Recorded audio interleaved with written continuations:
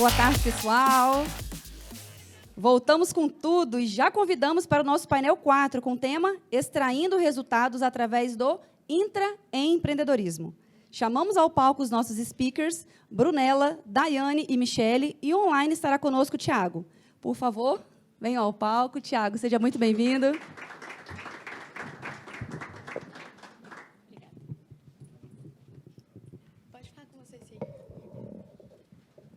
Obrigada, Valesca. Obrigada, gente, por vocês estarem conosco. Quero agradecer quem está presencial acompanhando e quem está online também. É um prazer estar com vocês, Michele, Daiane, Thiago. Quero me apresentar também, eu sou a Brunella, hoje eu lidero aqui a área de cultura de inovação da Time Now. Queria que vocês se apresentassem também, para o pessoal de casa e quem está aqui conhecer um pouquinho mais. Oi, pessoal. Boa tarde. Eu sou Daiane Ribeiro, sou a atual gerente de sucesso do cliente na Evo. A Evo, para quem não conhece, é a maior plataforma de gestão de inovação da América Latina. Então, assim como a Terminal, a Energisa e outras grandes empresas do mercado, a gente apoia essas empresas a gerenciarem os seus processos de inovação.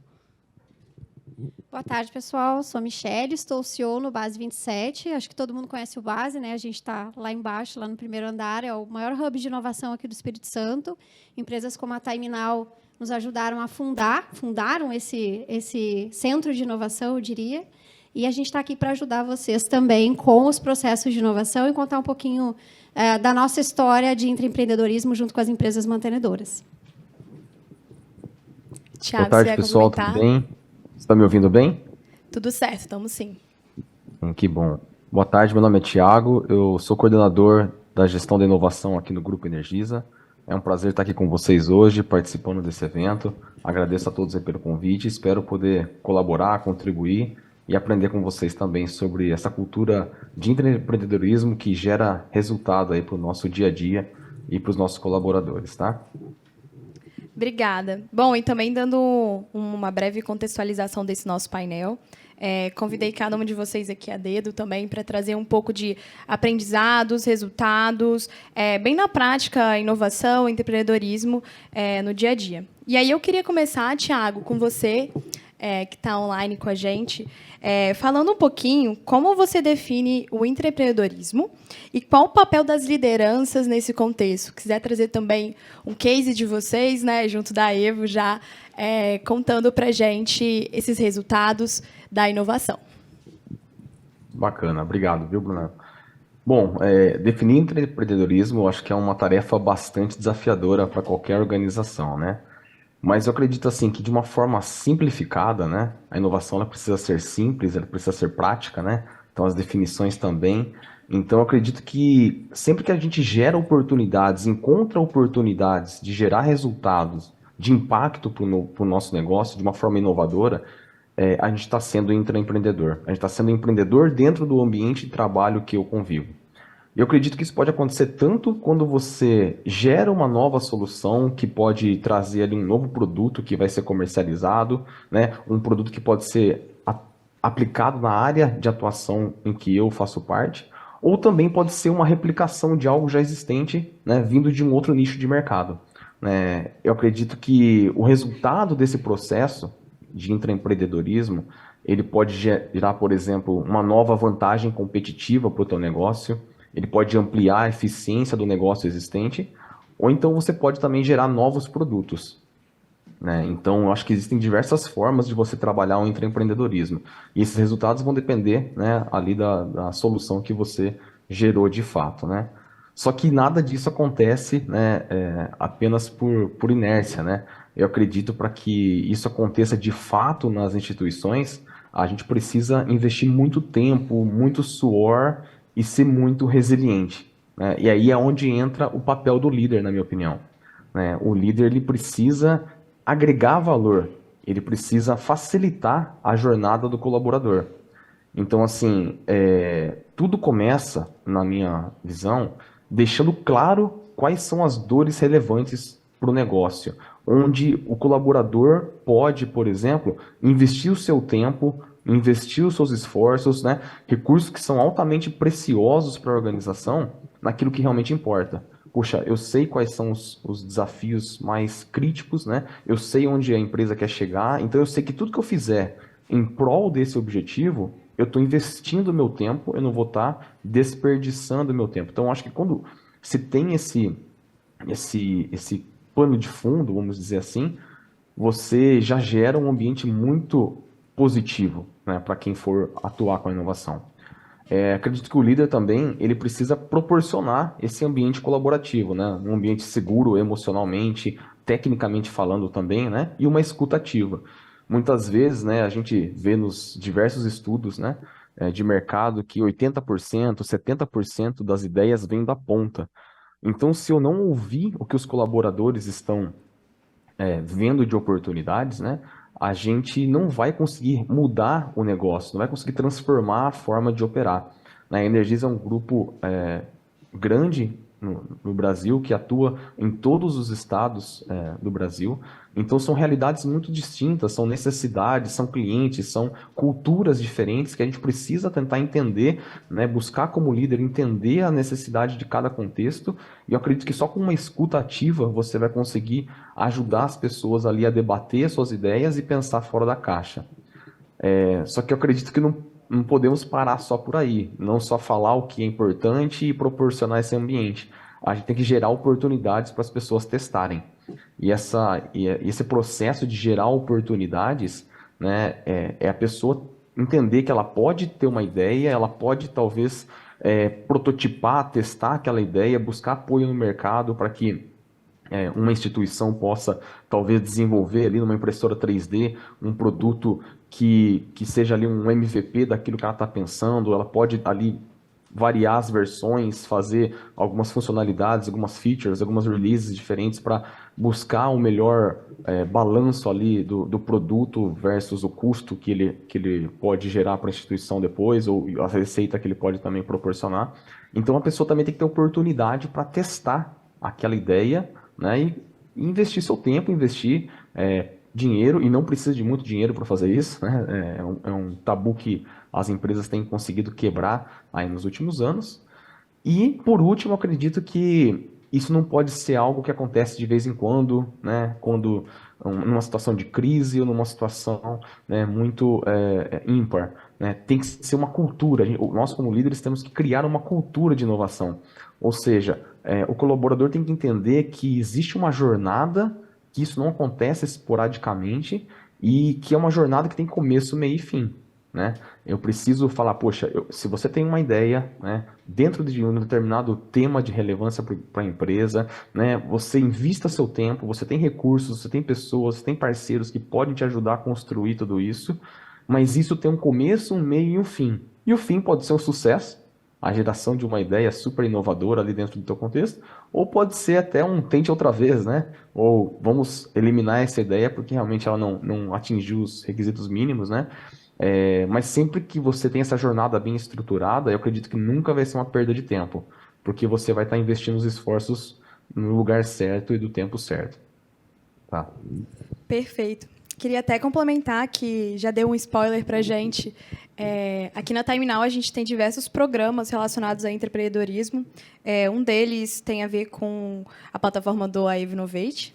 A gente utiliza bastante com um programa de ideias, mas a gente também lança diversos desafios para os nossos colaboradores conseguirem complementar e auxiliar a empresa a enfrentar algumas mudanças do próprio mercado, dos próprios clientes, das novas tecnologias. Então, a gente lançou no início do ano um relacionado à IA generativa, como os nossos colaboradores da ponta estavam utilizando isso para a gente conseguir mapear e conseguir mapear também os resultados. Então, não só o que a gente estava fazendo, mas também os ganhos disso tudo.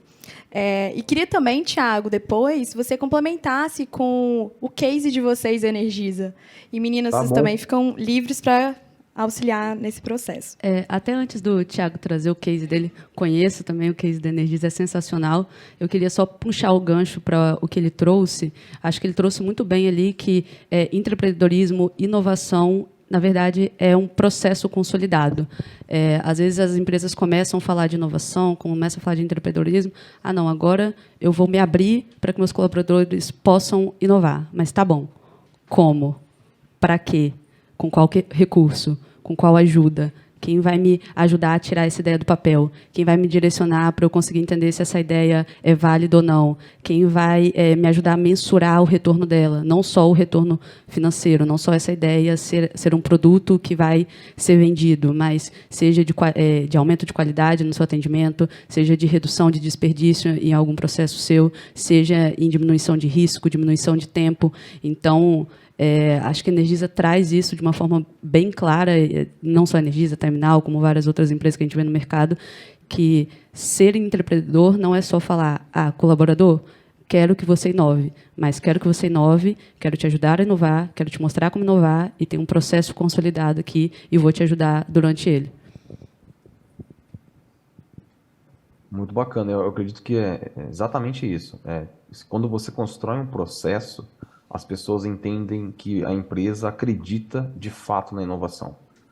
Na Energisa, há alguns anos, a inovação se tornou um valor, né? E isso fez toda a diferença, né? Há quase 10 anos, isso se tornou um valor dentro do grupo. Então, as pessoas entendem que não é apenas uma área, não é apenas um departamento, mas é algo que todo mundo precisa praticar.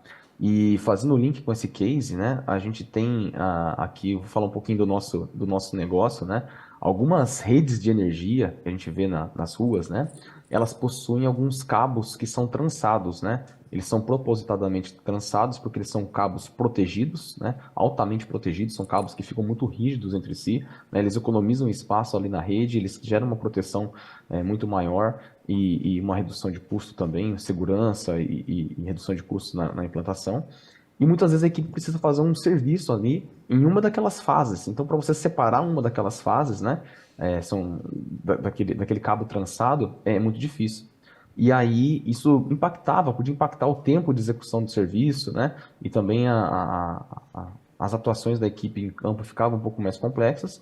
E uma equipe de campo, né, uma equipe de eletricistas teve uma ideia e desenvolveu um protótipo, né, um utensílio que eu tenho guardado aqui com bastante carinho, né? É um utensílio, não sei se vocês estão conseguindo ver bem, ele parece até uma seta, né? Uma flecha, né? Onde as equipes usavam esse tipo de flecha, essa seta aqui, uma cunha de separação, onde ele colocava entre os cabos, né?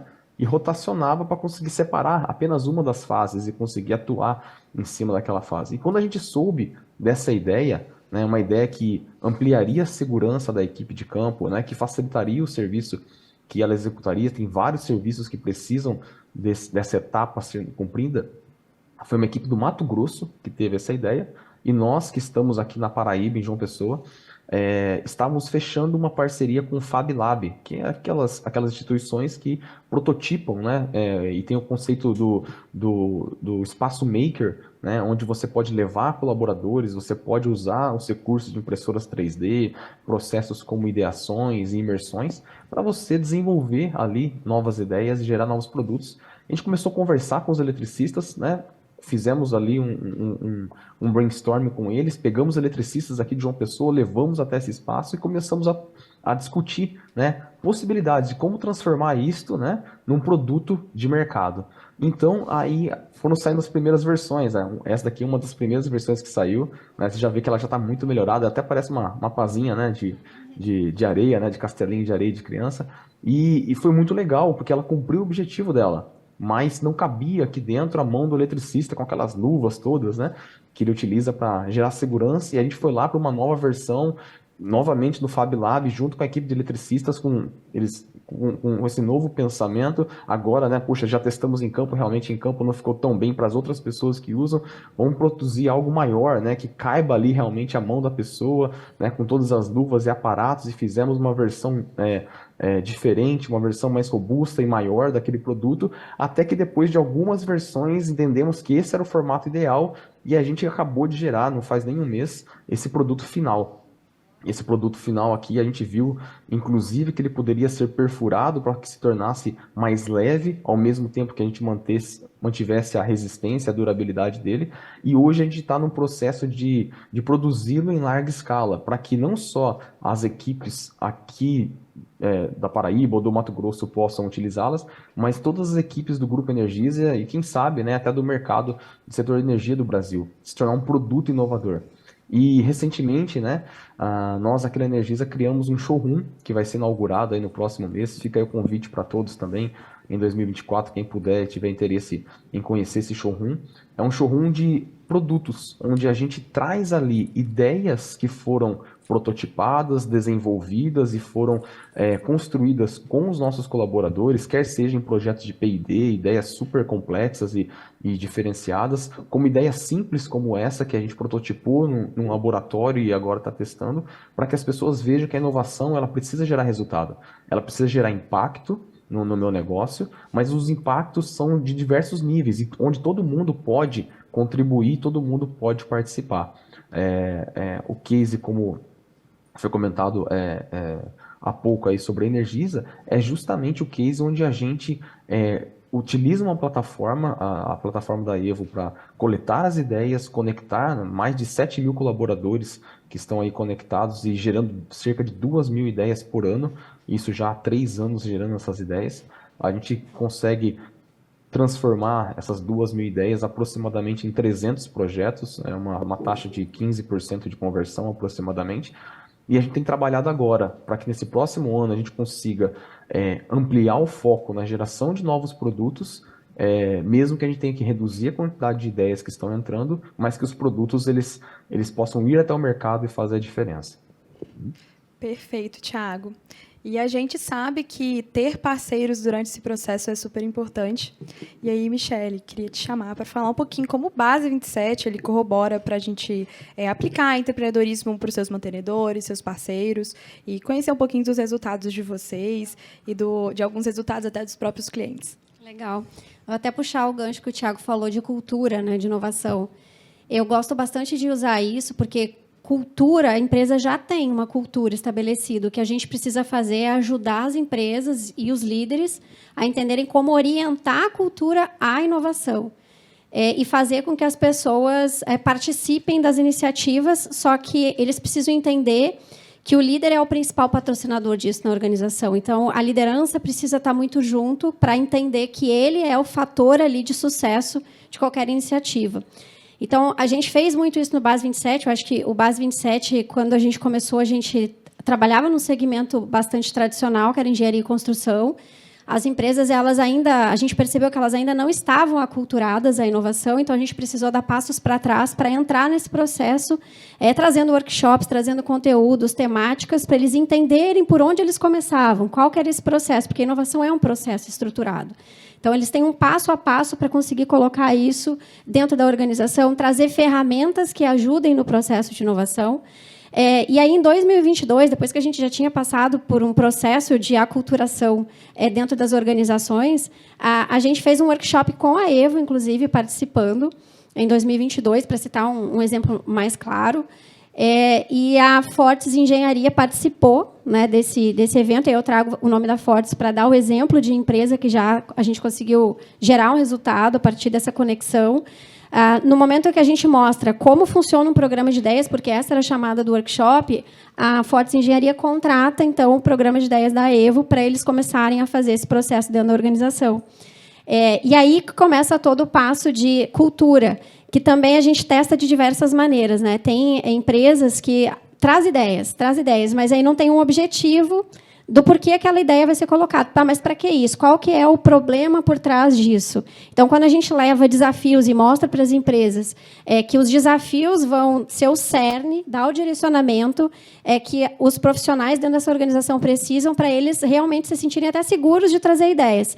Porque, senão, também, se a gente não tem um problema que está ali posto, um desafio, as pessoas vão trazer as ideias, isso não é de todo ruim, só que a gente vai ter que saber que tem que dar retorno. Então, se eu tiver 1.000, 2.000 ideias que não tem um objetivo claro de um desafio, eu vou ter que dizer o porquê que aquilo não vai ser usado. Então, se a empresa ela não tem essa estrutura, a gente acaba tendo mais dificuldade para conseguir fazer com que as pessoas, de fato, entendam que elas estão envolvidas no processo. Porque, se a gente não dá o feedback, é muito difícil dar feedback para tantas ideias, se a gente não dá, o processo vai morrendo. A confiança delas naquele processo acaba se limitando. E aí elas acabam não trazendo ideias quando a gente tiver, inclusive, desafios reais propostos. Então, o que a gente faz e o que a gente fez, e aí a Fortes, citando novamente, foi exemplo disso.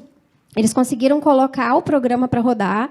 Hoje é um case assim que, quando a gente faz benchmarking com outras empresas, a gente traz a Fortes para conversar, porque eles são um case que deu bastante certo, de quem começou um programa de inovação e passou por um processo junto com a Evo, que tem todo um trabalho que é feito de acompanhamento também para ajudar. E aí eles conseguiram, lá no 2022, implementar mesmo 24 ideias que geram resultados para a empresa hoje. Uma coisa importante de dizer também a gente precisa dar estrutura, e o líder precisa dar estrutura para o colaborador para implementar essa ideia, porque senão ele perde realmente depois o interesse das próximas e a própria empresa deixa de incentivar o intraempreendedorismo.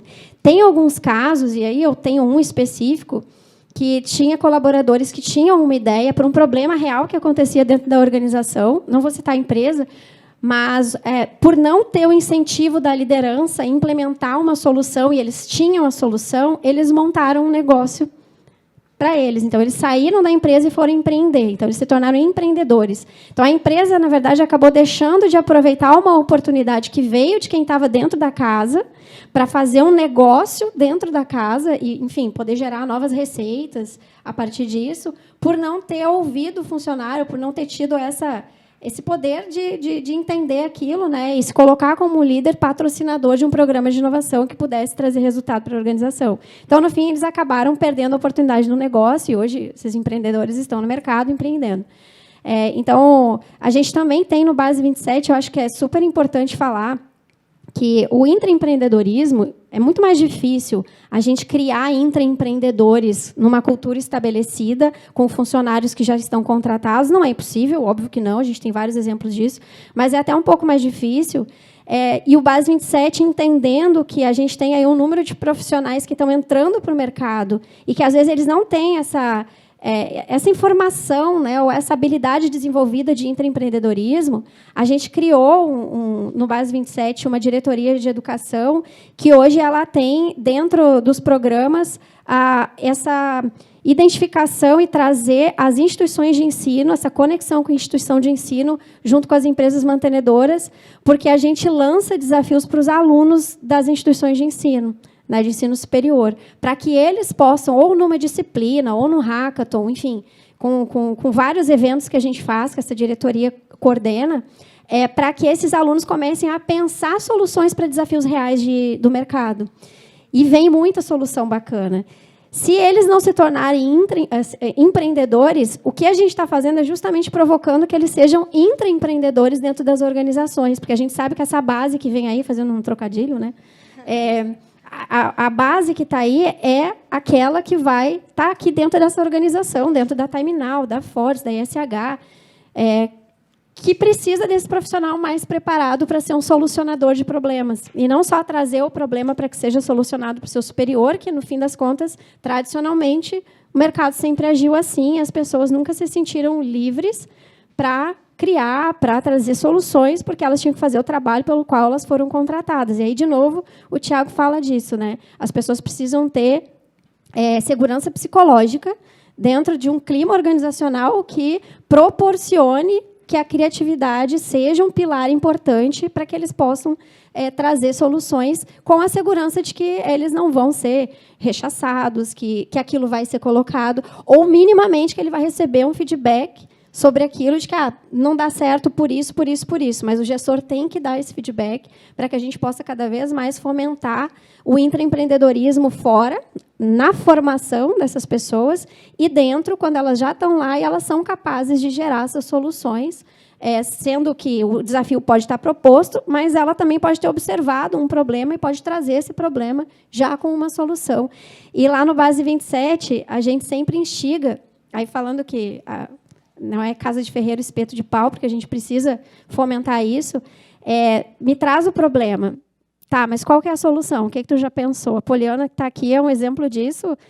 Quando ela vem com um problema, ela já traz 3 hipóteses de solução para a gente pensar em cima daquilo. E esse é o espírito, né?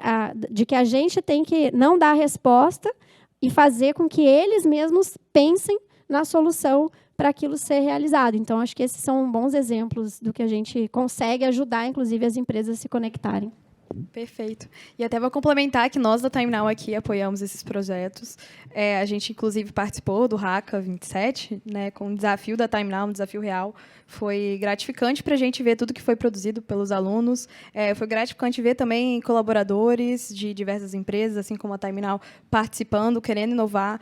Parte dos colaboradores, essa motivação de querer fazer diferente, de ser curioso, como a Fabiana falou em um dos nossos painéis aqui. Essa curiosidade, a criatividade é importante.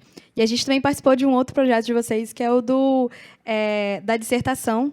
A gente pegou um desafio, trouxemos para a TimeNow e o aluno está construindo um TCC através disso, colaborando. E aí, Dai, assim como um parceiro Base 27, a Evo também faz parte também da TimeNow, utilizar a plataforma de vocês, como eu comentei. Queria saber um pouquinho como a Evo ela colabora com o empreendedorismo para alavancar novos projetos, novas iniciativas. Que você contasse um pouquinho dessa história também. Boa, bacana. Como eu falei, né, lá na Evo, a gente trabalha, de fato, com grandes organizações. Então, a gente trabalha com a TimeNow, com a Energisa, com a Vale, com a Petrobras. Então, já trazendo até um pouco mais para o prático, porque quando a gente fala de inovação, vamos lá, até falar de inovação nesse local bonito que a gente está, assim, colaborativo, aberto para inovação, é fácil, gente. Eu estou falando com uma galera aqui que sabe o que é inovação, entende a relevância de inovação, mas como que a gente fala de inovação para a pessoa que está lá na ponta? Para a pessoa que está lá subindo poste todo dia, sofrendo, tendo risco ali no processo dele, quem está ali embaixo do sol.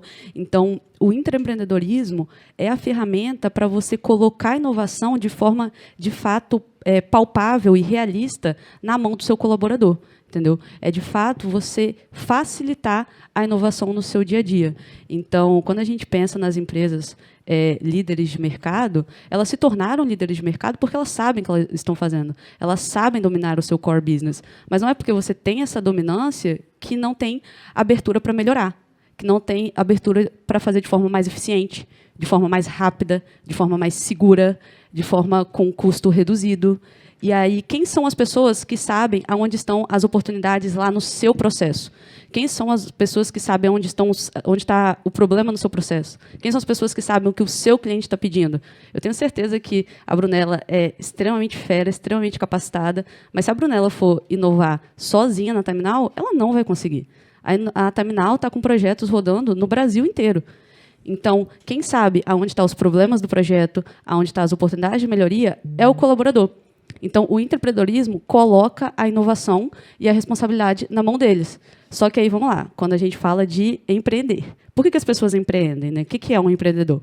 O empreendedor é dono do negócio dele, que teve uma ideia para lançar no mercado e ter um retorno ali, né? Se tornar dono de uma empresa, ter um lucro. Então, quando a gente fala do intraempreendedor, não é diferente. Se você quer criar intraempreendedores, você tem que explicar para aquela pessoa qual vai ser o retorno de ela ser um intraempreendedor dentro da organização dela. O que ela precisa fazer para, de fato, aquilo sair do papel. Qual vai ser o recurso que ela vai ter para, de fato, implementar suas ideias. E aí, o intraempreendedorismo, por isso que eu trouxe, que é um processo consolidado. É um processo para você explicar para a pessoa quais são os focos, como que ela consegue inovar, como que ela consegue até trabalhar, né, essa criatividade constante, também trazer segurança para ela, que não é a primeira ideia que vai dar certo, não é a segunda, não é a terceira. Inovar... Perdão, pessoal, meu celular caiu. Inovar, a gente brinca, quem trabalha com inovação sabe. Inovar, para você ter resultados, de fato, você tem que inovar de forma constante e em escala. Porque, se você quer inovar, você tem que estar disponível e aceitando que você vai errar. Então, você vai, com certeza, colocar recurso em algo que não deu certo e bora para a próxima. E aí, como que você faz isso de uma forma estruturada, entendendo para onde vai seus recursos, como que você vai acompanhar aqueles recursos, através de um processo. E aí, essas pessoas que têm ideia, desde a mais simples até a mais complexa, elas precisam ser retiradas do papel, acompanhadas, entendeu? Beleza, gerou o retorno que eu quero, agora eu vou expandir. Não gerou o retorno que eu quero, qual foi o aprendizado desse processo, bora para outra.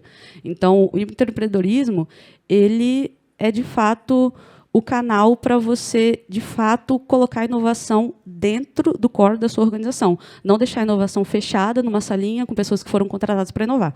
Até porque, gente, a galera das áreas de inovação, não sei se eu vou jogar aí um balde de água fria, mas quem está contratado como analista de inovação, gestor de inovação, não inova. Não inova. Não é a galera que inova. O Flávio aqui é fera, a Brunella é fera, mas eles fazem a inovação acontecer. Quem inova é a galera que vai executar as ideias, é a galera que vai estar lá na frente dos projetos. Então, o empreendedorismo ele tem resultados bem consolidados quando é acompanhado, quando tem um processo bem estabelecido. E aí, até trazendo alguns cases práticos e reais, vamos lá. Se você vai trabalhar ali no seu core business, se você vai iniciar o seu processo de inovação, então você quer começar a fomentar, de fato, a inovação dentro da sua organização. A gente está falando de inovação, provavelmente, ali em H1. Inovações que vão, de fato, ser implementadas para melhorar o que você já faz de forma constante, né? Então, seja ali inovação de melhoria de processo, inovação de redução de custo, inovação de redução de tempo, inovação de redução de desperdício, etc. E essas pequenas inovações, putz, teve alguma coisa que me trouxe aqui R$100 de retorno, teve alguma coisa que me trouxe R$1.000 de retorno. Mas se você faz isso em escala, de forma consolidada e constante, pensa isso para uma empresa como a Energisa, pensa isso para uma empresa como a TimeNow, como a Vale. Se isso é colocado de forma em escala, cara, a inovação ali em H1, empreendedorismo, com todo mundo, te traz milhões de retorno. Então, a galera que sabe acompanhar os retornos, que sabe metrificar, de fato, o sucesso dessas pequenas iniciativas, chega lá para o diretor, não tem o que falar. Olha aqui, ó, meu amigão, ó, diversas pequenas iniciativas, 1 milhão de redução de custos aqui para você. E aí, temos essas frentes, e também temos as frentes de empreendedorismo que podem gerar produtos novos. Produtos e serviços novos. A gente tem um super parceiro, e eu vou poder citar, porque está aberto e disponível também para quem quiser ouvir no nosso podcast do Evo Boost, o Hospital Albert Einstein. O Hospital Albert Einstein eles têm um programa de empreendedorismo voltado para inovação de transformação. Então, eles incentivam os colaboradores lá dentro do Hospital Albert Einstein a darem ideias dentro do mercado de saúde, mas para a criação de novos produtos. E aí, olha só a sacada. Teve um grupo lá que teve uma ideia de um projeto para gerenciar as escalas médicas. E aí, isso era um grande problema, todos os hospitais sofriam disso, que era difícil, era ainda na lousa, então eles tinham que acompanhar agendamento de sala de cirurgia, agendamento ali de coisas que precisavam ser estruturadas, né, com agendamento prévio. E aí, às vezes, tinha conflito, né? Uma pessoa agendou a mesma sala de cirurgia, por exemplo, então era um problema. E aí eles tiveram a sacada de criar um app de escalas médicas. E aí o Albert Einstein pegou e, junto com esse grupo, de fato, construiu esse app e agora é uma solução vendida para o mercado. E essa solução veio na época de pandemia. Então, isso saiu só do setor médico, então não foi só para a sala de cirurgias, e começou a ser para essa função híbrida, para a galera que precisava agendar, ir para o escritório com antecedência, etc.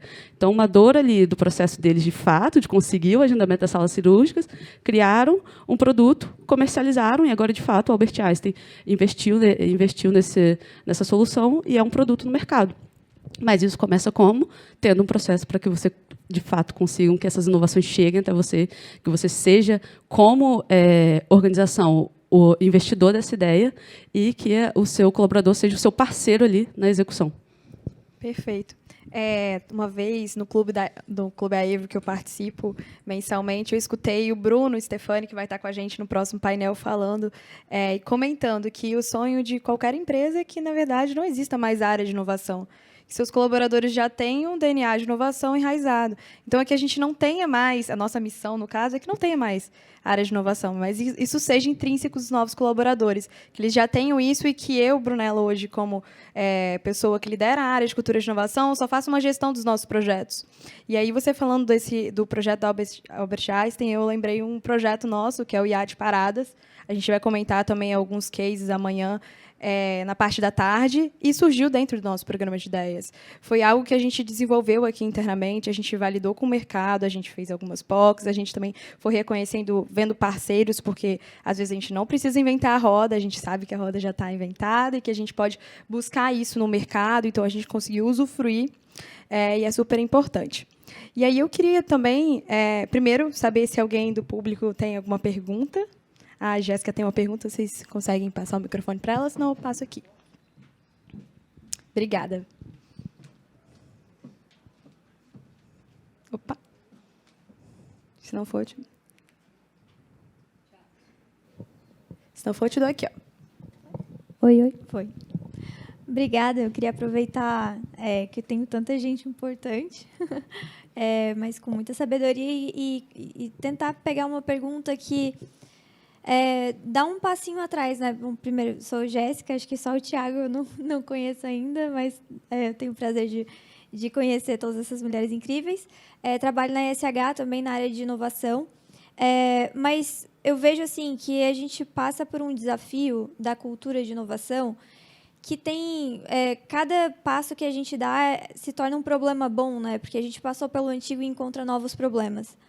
Mas quando a gente olha para um setor de inovação, que por vezes a gente coloca num hub de inovação e aí contrata novas pessoas, essas pessoas já chegam com uma cabeça de inovação, pensando com a cultura, ou pelo menos criar uma cultura de inovação, é muito legal e a gente fica muito feliz de criar um protótipo, um piloto, um MVP ali. Mas quando a gente puxa isso para o resto da empresa, a gente encontra os outros problemas bons, mas é um desafio muito maior, que é de puxar pessoas que já foram contratadas para fazer o que elas faziam, e aí você coloca como um novo desafio ali do tipo, olha, eu preciso que você trabalhe de inovação, olha essas pessoas felizes, quer ser feliz também? É um pouco disso. Mas é um desafio também a gente puxar essas pessoas para começarem a inovar. Então, eu vou pedir para vocês talvez darem um pouquinho de luz para isso. Assim, o que vocês acham que a gente pode trazer como um exemplo de retorno de argumento, porque eu acho que a Dai também trouxe um pouquinho disso na fala dela, mas exemplos de retorno que a gente possa trazer para essas pessoas, porque também há aquele... qual que é o limite? É uma linha muito tênue entre vestir a camisa e ser um trabalho extra, não pago, né? Então, assim, o que vocês entendem sobre essa fala ou sobre esse desafio que é levar para pessoas mais antigas, né, e que não nasceram com esse escopo e não nasceram com essa função dentro do seu trabalho? Acho que é essa a pergunta. Muito boa. Quer iniciar, Dai? Acho que eu vou tentar aqui. Jéssica, isso é um desafio que eu acho que todas as empresas enfrentam, até porque eu vou tentar trazer, conversando com um parceiro nosso também, com o Jarbas, da Arcelor, ele uma vez me trouxe, Dai, imagina só, você está com um cara lá que trabalha há 20 anos executando o mesmo processo. O cara é fera no que faz. E aí chega alguém com essa carinha de 18 anos, toda feliz, o olho brilhando, e fala, olha aqui, ó, eu tenho uma ideia para melhorar o seu processo que você faz há 20 anos em 5 dias. O cara fala, pelo amor de Deus, acabou de sair da faculdade. Opa, foi. Quer me ensinar a fazer as coisas? Então, na verdade, não é nem que essas pessoas não estão abertas a melhorar o processo delas. Essas pessoas, com certeza, essas áreas, com certeza têm problemas, com certeza têm desafios, com certeza sabem de coisas que elas querem melhorar, mas, às vezes, é até um erro nosso que trabalha com inovação já falar aqui, ó, isso aqui é o que eu faço, isso aqui é a inovação. Vamos dar um passo antes, vamos entender o que a área de negócio faz. Então, quando é uma área de inovação que está nascendo em uma organização, primeiro passo, você é uma área de inovação nascendo numa organização com processos já consolidados, com problemas já existentes, com coisas já pré-definidas e formas de execução. Primeiro vai você entender como a galera faz. Vai você conversar com todas as áreas de negócio, entender, cara, quais são os seus desafios, quais são as oportunidades, o que você gostaria que fosse resolvido dentro da sua área, o que você entende que hoje em dia é algo que você não deveria executar, o que você já viu uma nova tecnologia que você gostaria de implementar na sua área, que sua empresa ainda não tem. Então, dá um passo antes, tenta entender o deles. Depois, tenta entender o que eles entendem de inovação, o que foi vendido anteriormente. Às vezes, o que é vendido é que a inovação está aí para acabar com o trabalho que eles executam. Inovação está aí para assinar minha carta de demissão se descobrirem que tem um robô que faz o que eu faço. Não é assim que funciona, entendeu? Então, primeiro, entende o que eles fazem e depois explica o que você está disposto a fazer, explica que, cara, o que você quer fazer é ajudar, é ser o braço direito dele e vai aos poucos. Às vezes a gente tem uma abordagem da gente faz aqui numa sala com ar-condicionado, tudo pronto, tudo pré-definido, eu vou levar, tá lindo, esse PPT tá maravilhoso, e pum. Porque a gente não foi antes, entendeu? Então, para mim, essa abordagem é antes. Dá um passo atrás e depois para dar 2, 3, 5 passos na frente. Não sei se eu ajudei muito. Tiago, Michele, querem complementar? Pode falar, Michele. Tchau, Paulo. não quer não. Depois. Eu vou falar como hub e tentando conectar alguns pontos. A gente tem 40 empresas mantenedoras e a gente faz um monte de ações. Nem todo mundo participa. Algumas pessoas participam mais e, geralmente, é aquela pessoa que está relacionada à área de inovação. E aí, quando a gente olha para isso, a gente entende que esse não é um problema só da empresa, é um problema de toda a organização. Eu preciso fazer com que o meu mantenedor consiga entender um pouco mais sobre cultura de inovação, onde estão as conexões relevantes para ele, como que eu chego em toda a empresa, ou pelo menos nos meus pontos focais. Aí eu chego nos pontos focais. Quantos pontos focais tem na tua empresa para vocês conseguirem disseminar a inovação? Porque a inovação não pode ser uma área, ela tem que ser uma cultura. Por isso que eu falo de cultura orientada à inovação. Existem os facilitadores, né, como bem disse a Dai, existem os facilitadores da inovação, mas a gente precisa fazer com que ela permeie a empresa inteira. Não tem como, e a gente percebeu isso no Base, se eu não ensinar, se eu não aculturar, se eu não treinar, capacitar, envolver. Depois eu posso criar os mecanismos de incentivo à inovação, que é importante ter, inclusive foi falado sobre isso, né? Eu vou ser intraempreendedor para quê? Para deixar mais rico quem já é rico, porque isso vem na cabeça de um funcionário, um colaborador, e é assim, e tudo bem. A gente precisa desmistificar isso, a gente precisa fazê-lo entender que não, ele vai ganhar junto, e esses são os mecanismos de incentivo. As pessoas que não vierem, elas precisam entender que aquela cultura não é para elas. Com o tempo, e óbvio que isso não é do dia para a noite, eu acho que a cultura orientada à inovação, assim como qualquer cultura, é construída, né? Tem 30 anos que se tenta construir uma cultura dentro de uma empresa que está consolidada no mercado. Ok, desses 30 anos, quanto a gente vai ganhar para mudar e orientar a nossa cultura de inovação? E quem não caminhar junto conosco, talvez não seja a cultura para ele. Não que está errado, tem outras empresas para ele. Mas quando a gente tem as metas, que aí ela tem que ter... a meta ela não pode ser da área de inovação, ela tem que ser uma meta da organização, estratégica. Se vocês não colocam isso na estratégia, não se entende isso como algo relevante para a empresa, então eu não estou sendo medido por isso, entende? Diga-me como me medes, que eu te direi como me comporto. Então, eu preciso ter os mecanismos de incentivo certos e as metas certas, estratégicas, para que a empresa se oriente à estratégia. Porque, se isso é estratégico, todos vão ter que atingir aquela estratégia. Senão, alguns vão ficar pelo caminho. Tudo bem, cada um vai encontrar o seu caminho. Mas o que eu quero dizer é que cultura não é simples, né? Não é fácil, mas não pode ser uma área. E aí, quando tu fala de área, a equipe da inovação está lá, porque o pessoal vai dizer, lá vem esse pessoal da inovação. E não é isso que a gente quer que eles sintam que eles também são da inovação. Então, um laboratório dentro de uma organização é legal, porque, poxa, todo mundo quer trabalhar naquele laboratório por algum período. Será que isso pode ser um mecanismo de incentivo? Trabalhe aqui durante 3 meses, faça um... Enfim, a gente pode criar esses mecanismos, mas eu acho que tudo começa pela cultura, tudo começa pela estratégia. E a cultura vai se orientar pela estratégia que está sendo definida pela organização. Eu queria puxar o gancho, Tiago, antes de você complementar, tá bom? Porque você me deu vários insights e eu quero complementar com alguns projetos nossos internos.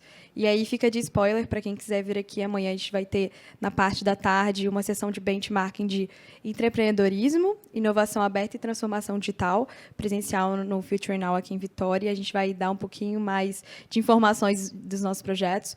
Mas a nossa área de cultura de inovação aqui da Time Now, e é uma área hoje, a gente tem alguns projetos que permeiam os nossos colaboradores.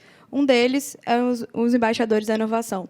Foi um projeto que eu tive o prazer de abrir junto com o Otávio Magalhães. A gente lançou ele em 2021, a primeira edição.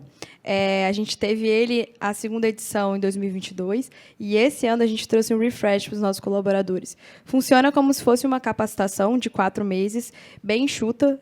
Então, a gente fala de aprendizados, videoaulas, entregas, porque isso, para eles fazerem parte da área de inovação, não é só brilho nos olhos, ar-condicionado e sentar aqui nos puffs, né, com mesa de sinuca. A gente também tem muito trabalho. Então, a gente aprende muita coisa, e os nossos colaboradores participam dos embaixadores, eles aprendem muita coisa também, saem ali bem transformados, engajados, e a gente já viu muitos resultados dentro das próprias áreas que esses colaboradores fazem parte. Então, esse é um dos nossos projetos de cultura de inovação, que é os embaixadores. A gente tem um outro projeto também, que é o Empreenda Now. Ele teve apenas uma edição, que é um nosso programa de empreendedorismo, onde a gente fez uma espécie de Shark Tank para os nossos colaboradores apresentarem ideias. Algumas pessoas da nossa banca estão aqui presentes presencialmente, quando a gente fez nossa primeira edição, para avaliar esses projetos para serem desenvolvidos. E a gente tem também um outro programa que eu acho super legal e é super fácil de replicar na empresa, que, de fato, a gente pega alguns projetos, algumas ideias que já foram implementadas dentro da área, dentro dos contratos, das áreas da empresa, e a gente faz uma espécie de pitch day desses projetos para todos os colaboradores, e aí os colaboradores têm a oportunidade de fato, aprenderem com isso e tentar replicar nos seus contratos, nas suas áreas. Então, a gente vê um colaborador que hoje atua no contrato da Braskem apresentando uma ideia para pessoas de outros contratos, de outros setores também, que têm a possibilidade de aplicar isso lá e trazer um retorno muito maior. Então, não é só um retorno de R$100, é talvez um retorno ali que a gente multiplica por 10, 20, 30 contratos que vai ser replicado. Então, e uma outra coisa, complementando, é que cultura de inovação não anda sozinho sem a gente ter uma área de desenvolvimento humano e organizacional.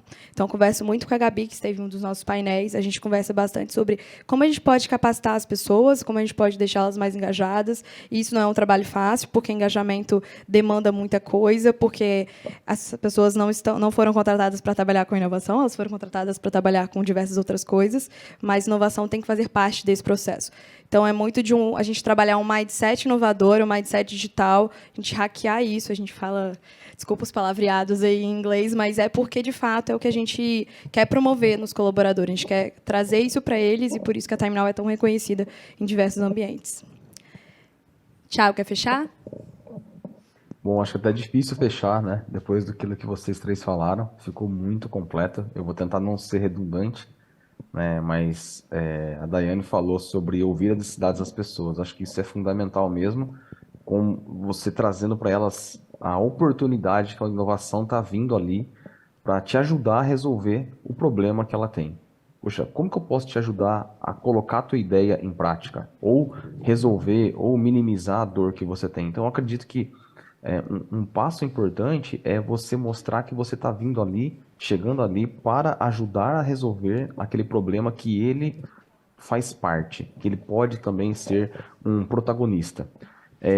Quando a gente traz ali a relevância, que a inovação pode também ser a alavanca de sustentabilidade daquele negócio, ou seja, eu preciso inovar para continuar jogando esse campeonato. Se eu parar no meio do processo, eu posso ficar para trás, né? Então, eu preciso manter isso recorrentemente. Eles vão entender que a inovação ela não é uma opção hoje em dia, ela é necessária. Então, eu acho que a cultura ajuda a transparecer isso de uma forma leve, né? E ajuda também a alavancar e acelerar esse processo. E, por último, eu acredito que que essa foi a fala da Michelle, né? O reconhecimento também é fundamental. E existem diversas formas de você reconhecer as pessoas.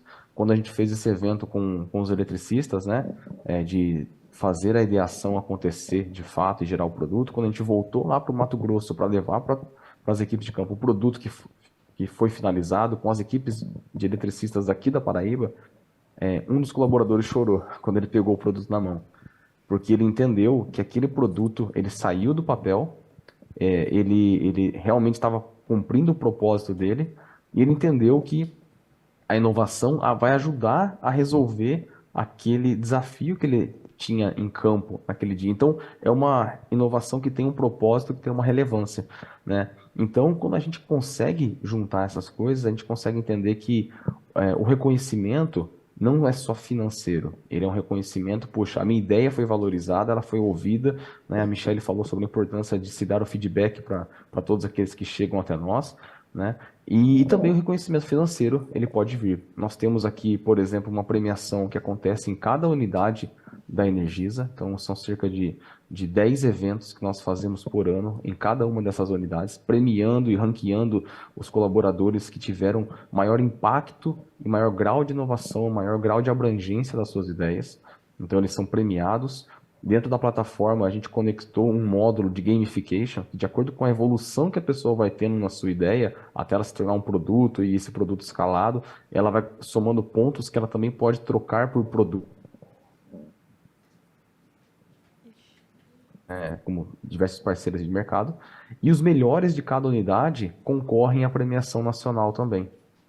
Então, uma vez por ano a gente tem esse evento nacional que premia, né, o melhor dos melhores.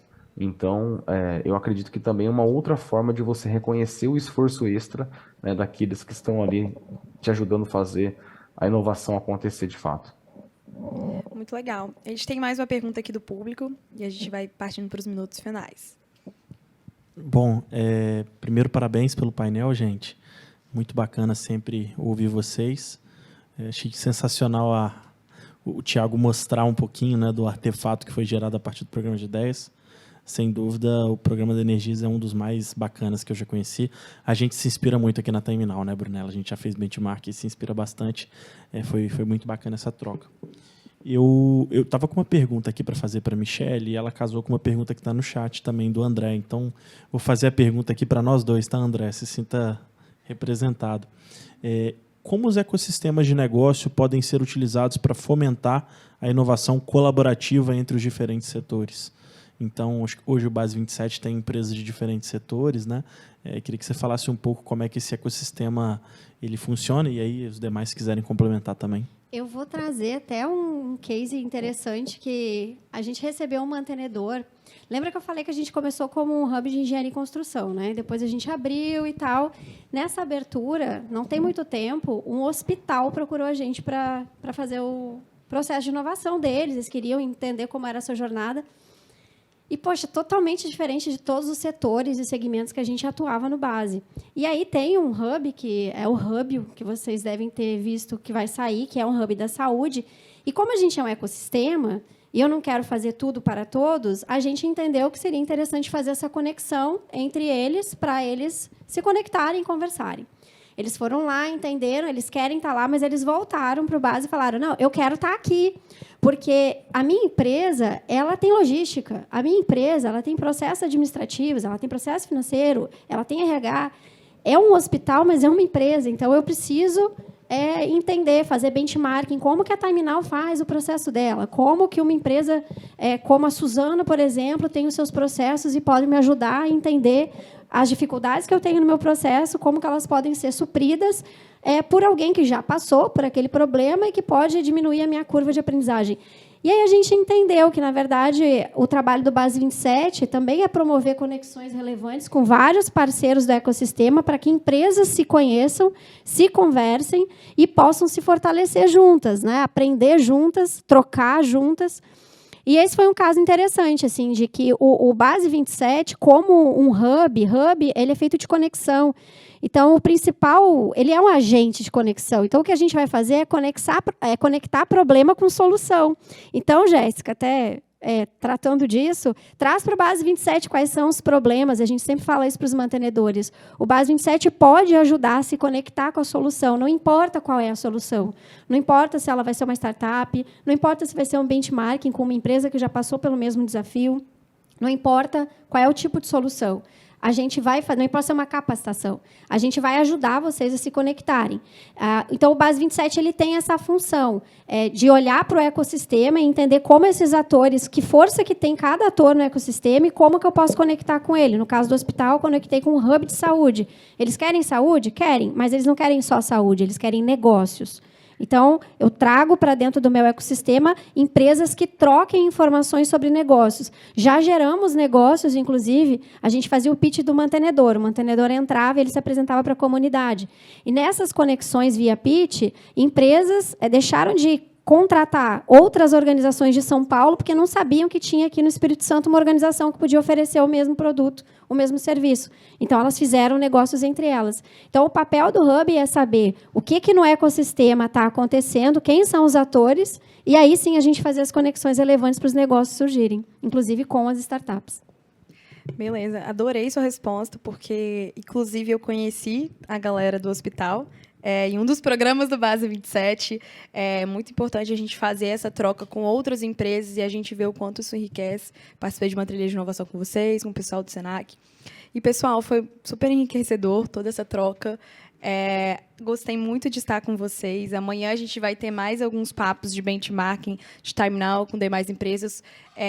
Continua o convite para todo mundo que estiver aqui em Vitória, Espírito Santo, e quem não tiver, participar online. A gente recebeu uma pergunta do Bruno Moreira. Bruno, um abraço para você, mas infelizmente a gente não tem tempo, que a gente vai participar, que agora a gente vai ter um keynote com o Bruno Stefani. E agradeço a todo mundo que ficou online, participou e esteve conosco. Obrigada, pessoal. Obrigada, meninas. Obrigada, Thiago.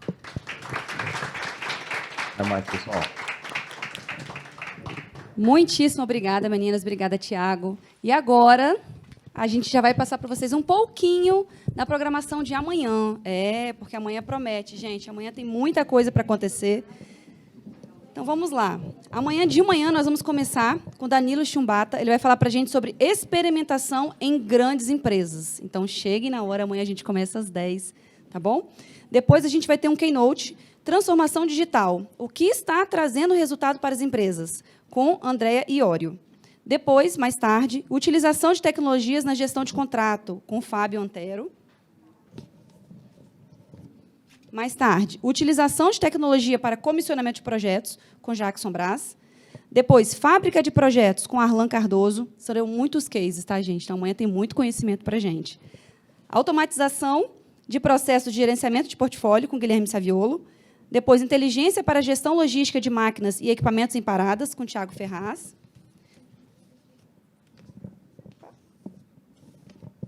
Depois, uso de tecnologia para monitoramento de sinais vitais na indústria, com Magno Ribeiro.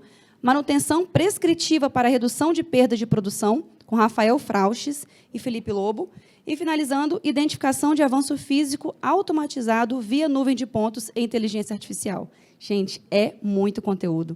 E o próximo painel, para o próximo painel, nós vamos ter aqui um convidado. Flávio já vem para cá, para já compor aqui com a gente. Ele vai mediar esse painel. O Bruno já está aí com a gente? Tá, o Bruno está entrando aí com a gente. Flávio, enquanto isso, tem 2 perguntas que ficaram no chat. Vamos aproveitar para responder essas 2 perguntas das pessoas, pode ser? Bora. Pode? Então tá bom. Enquanto a gente ajusta tudo aí para o Bruno entrar, Isso. deixa eu procurar aqui. Primeiro, eu queria recapitular, teve um comentário da Stephanie aqui, a Stephanie é da Fortes, né?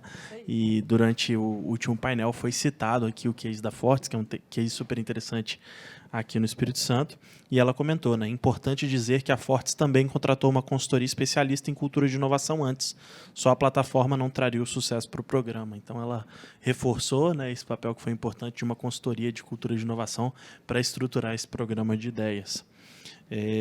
O Guilherme Heller perguntou aqui, vocês trabalham com um programa de melhorias contínuas, Kaizen, além de intraempreendedorismo? E quais são as similaridades e as diferenças na visão de vocês, né? Então, a gente, aqui na Time Now, sim, a gente trabalha também com programas mais voltados para melhoria contínua. Talvez grande parte do nosso ROI de inovação ele vem desse tipo de programa, desse tipo de captura. E certamente a gente trata ele de uma maneira diferente daquelas ideias voltadas para gerar novos negócios, para ideias de intraempreendedorismo, né? Acho que os fluxos são bem diferentes e eu tenho certeza que a Evo, da Elaine e da Daiane pode ajudar o Guilherme aqui a discorrer um pouquinho mais sobre isso. Isso aí. E, por último, a pergunta do Bruno Moreira. Bruno Moreira da Inventa, nosso super parceiro, está com a gente sempre, né? Nosso conselheiro aqui na Time Now. Ele perguntou, imagine um CEO de uma empresa iniciante em inovação e tivesse apenas uma ação bala de prata para fomentar a inovação na sua empresa, qual seria a sugestão? Qual ação sugeriria para o CEO? Uau! Caraca, Pergunta forte, hein? Essa é forte, né? E o Bruno é uma referência em inovação, então, para responder, a gente fica até, né, assim, dá um frio na barriga.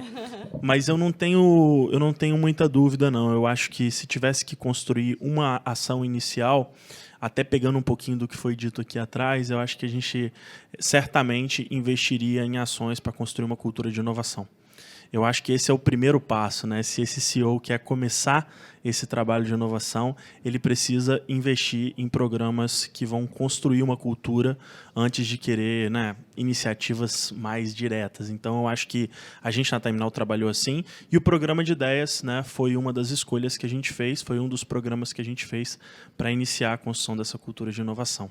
Então, espero que a gente tenha conseguido responder o Bruno aí. E, Brunão, a gente espera mais perguntas suas e mais participações suas, tá? Joia. Eu participei do programa de ideias, viu? Eu dei ideia e foi aprovada. Pois é. Muito bom, gente. É muito bacana o nosso programa de ideias.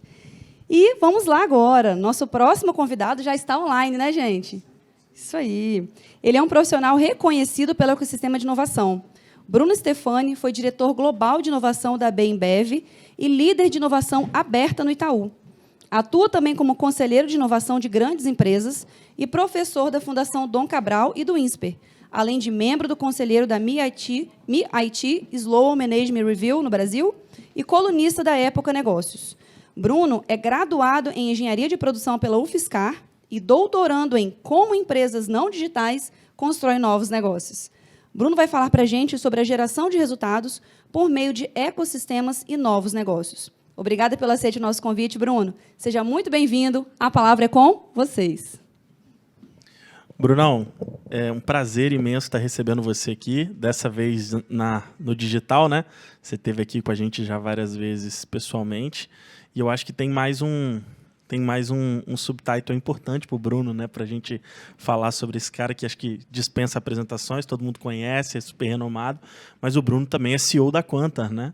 Uma iniciativa nova, uma consultoria, um ecossistema de inovação, acho que ele vai poder falar um pouquinho melhor, que a gente já é cliente aqui na Timenal e já está sendo super transformador, já está sendo um super parceiro nosso. E o Bruno, eu fico muito curioso para te ouvir, né, fazer o fechamento desse primeiro dia, ouvindo você falar sobre duas temáticas que são tão relevantes e que durante o dia elas acabaram perpassando por outras falas, né?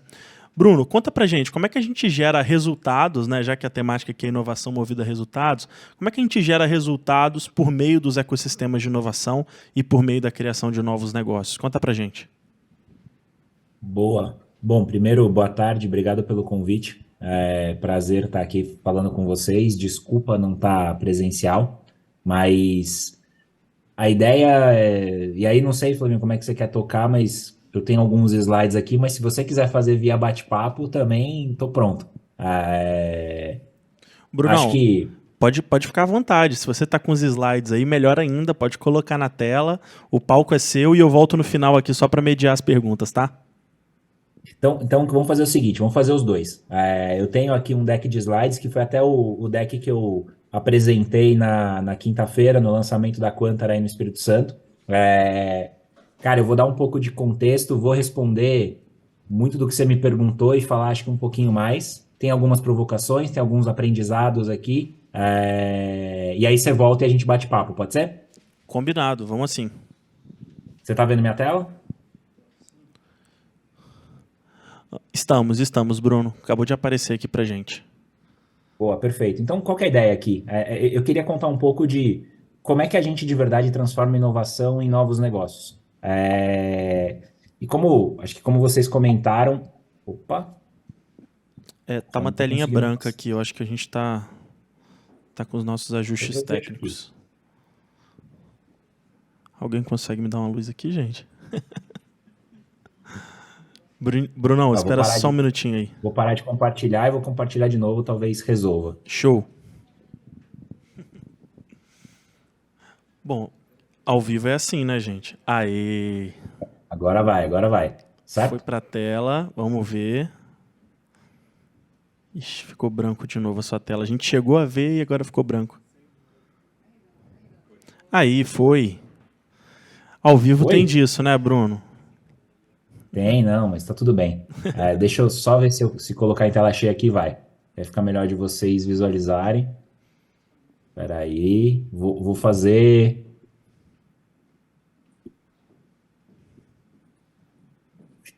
Vamos lá. Deixa eu ver se vai agora. Se não vai estourar. Ixi, Maria. Quando eu ponho. Vocês conseguem enxergar o slide? Consegue, tá ótimo. Pode seguir assim. Então, bora, vamos assim. Acho que tá meio cortado aqui, mas fica bom. Vamos lá. Acho que, qual que é a ideia? Um pouco sobre mim, assim, eu sou um cara que gosta do tema, que gosta de inovação, que gosta de negócio, que gosta de tecnologia, e eu acho que a nova iniciativa da Quantar agora me permite fazer tudo isso. E a ideia da inovação, ela é um assunto que a gente escuta muito hoje, mas ele não é um assunto tão novo, tá? Trazendo um gráfico aqui importante para vocês, quando a gente olha muito da história do digital, da internet, de como que de verdade os negócios conseguiram se transformar, a gente está falando de digital existindo de verdade na nossa vida nos últimos 50 anos. Ele começou ali no exército americano, totalmente centralizado, década de 70, evoluiu rapidamente, e aí tem uma data super importante aqui, que é 1995, quando a Amazon cria o primeiro e-commerce. É muito interessante e emblemático a gente imaginar que uma livraria é a empresa que está ditando boa parte das regras e criando os negócios que a gente hoje está estudando e tentando replicar nas nossas empresas. Esse fato, ele muda tudo. Porque de 95 até 2006, 2007, mais ou menos, as empresas começaram a entender como é que elas colocam os negócios dela em rede. Porque antes você podia ser uma portinha que vendia numa avenida, numa rua, mas agora essa mesma portinha conectada à internet pode vender para qualquer lugar do mundo. A logística sofisticou, a maneira como a gente entende cliente, a maneira como a gente pensa nosso processo, as maneiras como a gente pensa o nosso negócio mudou completamente. E fez com que a gente evoluísse rapidamente até 2006, 2007, como eu falei, onde mudou tudo. E de novo a Amazon, né? 2006 a Amazon criou a AWS, ela criou a nuvem, ela começou a vender a nuvem e basicamente ela nada mais fez do que começar a vender um produto que ela fazia dentro de casa. Para quem não conhece a história da AWS, a Amazon de 95 até 2006, ela tinha um altíssimo poder de processamento, ela teve que construir o seu back-office para fazer esse processamento da vazão, para ela conseguir receber pedido, cobrar e entregar esses pedidos de uma maneira muito mais rápida do que os seus concorrentes no mundo inteiro, e ela ficou muito boa nisso, a ponto dela falar, poxa, esse sistema que eu estou usando aqui dentro de casa, eu podia vender. Foi aí que ela criou a AWS. Só que foi aí que ela deu um campo fértil para startups, novos negócios digitais nascerem, porque agora você tinha onde hospedar, você tinha uma forma de fazer o seu back-office de uma maneira muito mais ágil. E isso mudou tudo. Fez com que a gente começasse a ver a criação de ecossistemas digitais que foram acelerados pelo lançamento do iPhone, pelo lançamento do Android, pelo lançamento até da Google Play e da App Store. Porque se a gente olhar, essas empresas começaram a entender no cerne o que é inovação aberta. Os aplicativos que tem no nosso celular, ou boa parte deles, eles não foram feitos nem na Apple nem no Google. E isso muda tudo, porque Apple e Google acharam uma maneira de conseguir construir novos negócios com pessoas de fora da organização, que não eram colaboradores nem funcionários da Apple ou do Google. E aí todas as empresas olharam e falaram, poxa, isso é bom. Como é que eu faço isso? Como é que eu faço essa integração de grandes organizações a ecossistemas digitais pensando novos negócios? E a gente viu nos últimos anos, especialmente entre 2010 e 2020, o que a gente chamou de transformação digital. Todas as empresas, com o advento da nuvem, da inovação aberta e de novos modelos de negócio, tiveram que se transformar digitalmente. E essa é uma janela que está fechando, porque as empresas que conseguiram fazer isso, hoje e daqui para frente, elas começaram a se comportar como ecossistemas de plataforma. Se a gente olhar as maiores empresas do mundo hoje, elas operam em diversos setores, todas pensando oportunidades que resolvem o problema de um cliente ou consumidor através de uma plataforma digital. E você faz isso em classe global. E aí a gente começa a olhar e fala, poxa, mas e a minha empresa? E o meu negócio tradicional? E aquele negócio que não se transformou? Como é que ele entra nessa história? Ao mesmo tempo, tem uma segunda mudança que está vindo por aí, que é a descentralização da sociedade. Hoje a gente sai de um mundo centralizado no passado para descentralizado no presente e um mundo que vai ser distribuído no futuro. Se a gente olhar esse gráfico, tem uma coisa que chama muita atenção nele, e eu não sei se vocês já perceberam, é que nos 3 gráficos, os pontos estão no mesmo lugar. A única coisa que muda é a maneira como eles estão conectados. Só que isso muda tudo. Esse é o diagrama de Baran. Paul Baran foi um dos idealizadores da internet. Ele mostra como que é a evolução da web nos últimos anos. A web centralizada é a web 1.0, para a web 2.0, que é a descentralizada, que é a que a gente vive hoje, e com o advento do blockchain, das DAOs e da criptoeconomia, para o mundo distribuído. Só que isso não funciona só para a internet. Isso funciona para a maneira como a gente se informou nos últimos anos. Se vocês olharem, o gráfico da esquerda remete ao tempo em que a gente tinha um único meio de comunicação, um único veículo de comunicação. Podia ser uma TV, um rádio, e essa informação foi descentralizada em várias emissoras de TV, várias rádios, portais, revistas, e virou o mundo que a gente vive hoje da comunicação, completamente distribuído, onde a informação flui de grupo de WhatsApp para blog, para newsletter, para TV, para Twitter, para o Instagram. Algumas vezes você é fonte, outras vezes você é pauta, e essa notícia vai girando. E isso vai funcionar para o mercado livre de energia. Isso vai funcionar para a maneira como o dinheiro está fluindo na sociedade. E a gente começa a entender que talvez não é um fenômeno novo, onde algumas empresas, e não coincidentemente, as maiores empresas do mundo entenderam isso. Entenderam todas essas mudanças e começaram a operar num mundo em que não faz mais sentido a gente falar de setor. Se eu virar aqui e perguntar para vocês o que é a Amazon, ou qual que é o setor da Amazon, vocês vão falar que é uma empresa de tecnologia. Mas isso é uma mera simplificação de uma empresa que pode ser enquadrada em entretenimento, saúde, gaming, serviços financeiros, cloud, logística, livros. Eu posso ficar falando N setores aqui, porque a Amazon entendeu que se você está num ambiente digital onde o problema, a margem de negócio talvez seja uma grande oportunidade para a Amazon entrar, ela vai entrar. Ela vai testar uma forma de fazer isso. Se isso for lucrativo e se isso trouxer valor para o negócio dela, ela vai achar uma forma de encaixar esse novo negócio na sua rede, no seu ecossistema. E fazendo, talvez, o consumidor ou o dado do consumidor ficar distribuído na rede. E aí, a gente entra num mundo em que a gente não está mais falando de setor. A gente está falando de uma economia de ecossistema, onde, de novo, as maiores empresas do mundo já entenderam. Esse livro da McKinsey, ele é maravilhoso porque ele tira aqueles conceitos que a gente tinha no passado de falar, eu sou uma empresa de varejo, eu sou uma cervejaria, eu sou um banco. Se a gente olhar, eu vim da Ambev. Se a gente olhar no detalhe, talvez o maior concorrente do bar, que é o principal ponto de atendimento da Ambev, é o Netflix. Talvez a gente deixe de ir para um bar porque a gente quer maratonar uma série. Será que a Ambev não deveria entrar no setor de entretenimento de uma maneira geral? Será que a Ambev não deveria ter criado o Tinder lá atrás? Porque para a cultura latino-americana, onde a Ambev tem seu maior mercado, o primeiro encontro é no bar. Será que não seria um ótimo custo de aquisição de cliente conectar pessoas no Tinder e levar para o bar? E aí você começa a pensar, poxa, mas nos últimos anos ela ficou focada em produtos e serviços, ela não pensou em produto digital, porque ela estava muito focada no seu setor, nos seus produtos, e não no ecossistema. Isso faz também com que as empresas tenham que tomar decisões até mais difíceis do que elas tinham no passado. A gente escutou muito a história do ChatGPT, todo mundo aqui com certeza conhece o ChatGPT, usa o ChatGPT. O que é mais interessante dessa história do ChatGPT da OpenAI são duas coisas. Primeiro, a tecnologia por trás do ChatGPT foi inventada no Google. E conforme você vai usando o ChatGPT, a busca do Google é ruim. Ela fica estranha. Porque conforme você vai conversando com o ChatGPT, você vai gostando, parece que ele te entende. A informação que ele te dá foi feita para você. No Google, você tem que literalmente caçar a informação que você precisa. Às vezes, o que você quer está na 7ª página, no 8º link, você tem que clicar, ler a notícia inteira ou o artigo inteiro para buscar o que você está procurando. O ChatGPT te dá aquela informação pronta. E conforme você vai conversando, ele vai te entendendo. E aí vem a grande dúvida, né? Assim como a Amazon tinha uma tecnologia que virou produto digital, por que que o Google não lançou?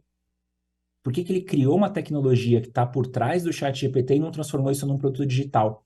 E a resposta, como eu falei, ela é meio óbvia, né? Porque ela faria com que a busca do Google ficasse obsoleta, sendo que a busca é o maior negócio do Google. Mas nada melhor do que você matar a sua própria empresa do que deixar espaço para uma outra empresa fazer isso. E para fazer isso, às vezes a gente, como empresário, como colaborador, fica naquela dúvida de como é que eu posso inovar? Eu tenho que olhar para fora, eu tenho que olhar para dentro, eu tenho que comprar tecnologia, eu tenho que fazer tecnologia, e não faz mais sentido falar disso. Hoje você de verdade precisa ter os dois radares ligados. A tecnologia, a inovação precisa ser olhada para fora dos muros da companhia e criada dentro dos muros da companhia. Você precisa comprar tecnologia naquilo que não é core do seu negócio e desenvolver sua própria tecnologia naquilo que é estratégico e tem altíssimo impacto no seu negócio. Talvez a grande dificuldade hoje é você entender, dentro dessa quantidade gigante de soluções, que é bem representada nesse canivete suíço aqui, que você tem para inovar, o que você deveria usar. Eu acho que a oferta de possibilidades e de iniciativas para você inovar, ela é gigante a ponto de confundir. E talvez a grande pergunta hoje não seja o que eu uso, mas principalmente que problema eu resolvo com aquilo que eu estou construindo. Vou dar 2 exemplos aqui. Hoje, talvez, em 2 pontas diferentes, a gente tem 2 soluções de inovação que são altamente questionadas. Um é o Hackathon e o outro é o CVC. Todo mundo fala de Hackathon e às vezes tem um certo ceticismo para Hackathon, né? Da gente olhar e falar, cara, eu vou fazer um Hackathon, vou colocar pessoas de fora da minha organização aqui dentro para ter novas ideias? É sério que vocês acham que em 24 horas, 72 horas, uma semana, pessoas que nunca tiveram contato com a Time Now vão conseguir ter uma ideia que a gente nunca teve aqui? A gente tem 1.800 pessoas e a gente nunca conseguiu pensar nisso? Talvez vocês estejam certos, e eu concordo com essa opinião. Agora, se a gente pensar no Hackathon como uma forma de contratar novos desenvolvedores, cientistas de dados, profissionais de UX, ou qualquer outro tipo de especialidade que a gente precisa trabalhar por 24 horas, 72 horas, uma semana, para entender se esse profissional tem a cultura da companhia, se ele consegue resolver os problemas que a gente precisa, se ele consegue propor novas ideias e soluções para o contexto de negócios que a Time Now está inserida, talvez seja a melhor forma da gente recrutar. O fundo de CVC talvez seja encarado muitas vezes como oportunidade de ganhar dinheiro. E num país de juro alto como o Brasil, ele é bem questionável. Agora, talvez não exista uma forma melhor de você ter radar de mercado, ver novas oportunidades que afetam o seu negócio ou que são novas oportunidades de crescimento da sua empresa, do que você colocar dinheiro em novas startups e novos negócios. Vocês entendem que não é a solução e sim o problema que ele resolve. E essa é a dificuldade. A gente tem muita dificuldade ainda de pensar problema. A gente está muito direcionado a pensar a solução direto. Porque a gente é a empresa líder do setor, a empresa que cresceu muito nos últimos anos. E a gente acaba avançando direto para a solução e gasta pouco tempo entendendo o problema. Esse método que está aí na tela, e depois, obviamente, eu vou mandar essa apresentação inteira para vocês, é um método de design sprint do Google que mostra de uma maneira rápida como é que a gente entende problema, como é que a gente vê quem são os usuários, quais são as necessidades, qual que é o contexto, como é que a gente enxerga na fase 2 como que outras empresas pensaram a solução desse problema, como é que a gente imagina novas soluções, como é que a gente usa pessoas de diferentes backgrounds, diferentes visões de mundo para colaborar nessa ideia. E a partir daí a gente decide, dentre as melhores ideias, qual que a gente vai testar. E a gente testa a vida real. A gente constrói um protótipo, vai para campo com pessoas, com clientes, vida real, não é laboratório, e consegue ter mais feedback, mais opinião dessas pessoas, para validar aquilo que a gente pensou como solução e decidir onde a gente vai colocar mais dinheiro e onde a gente vai desligar e vai só aprender com esse experimento. Quando a gente fala de fail fast, o legal não está no fail, o legal está no fast. Falhar não é legal. Nenhuma colaboradora em nenhuma empresa vai construir um PowerPoint se glorificando e mostrando o erro que cometeu. Agora, entender que o erro é parte do processo de você acertar e você precisa errar barato e rápido, isso é muito importante. Isso é criar a cultura de inovação. Isso é testar. E a gente precisa gastar tempo entendendo o problema para ter espaço para as nossas soluções falharem barato. Porque senão a gente fica apaixonado pela solução e aí começa a desenvolver, e a hora que erra, tá muito caro.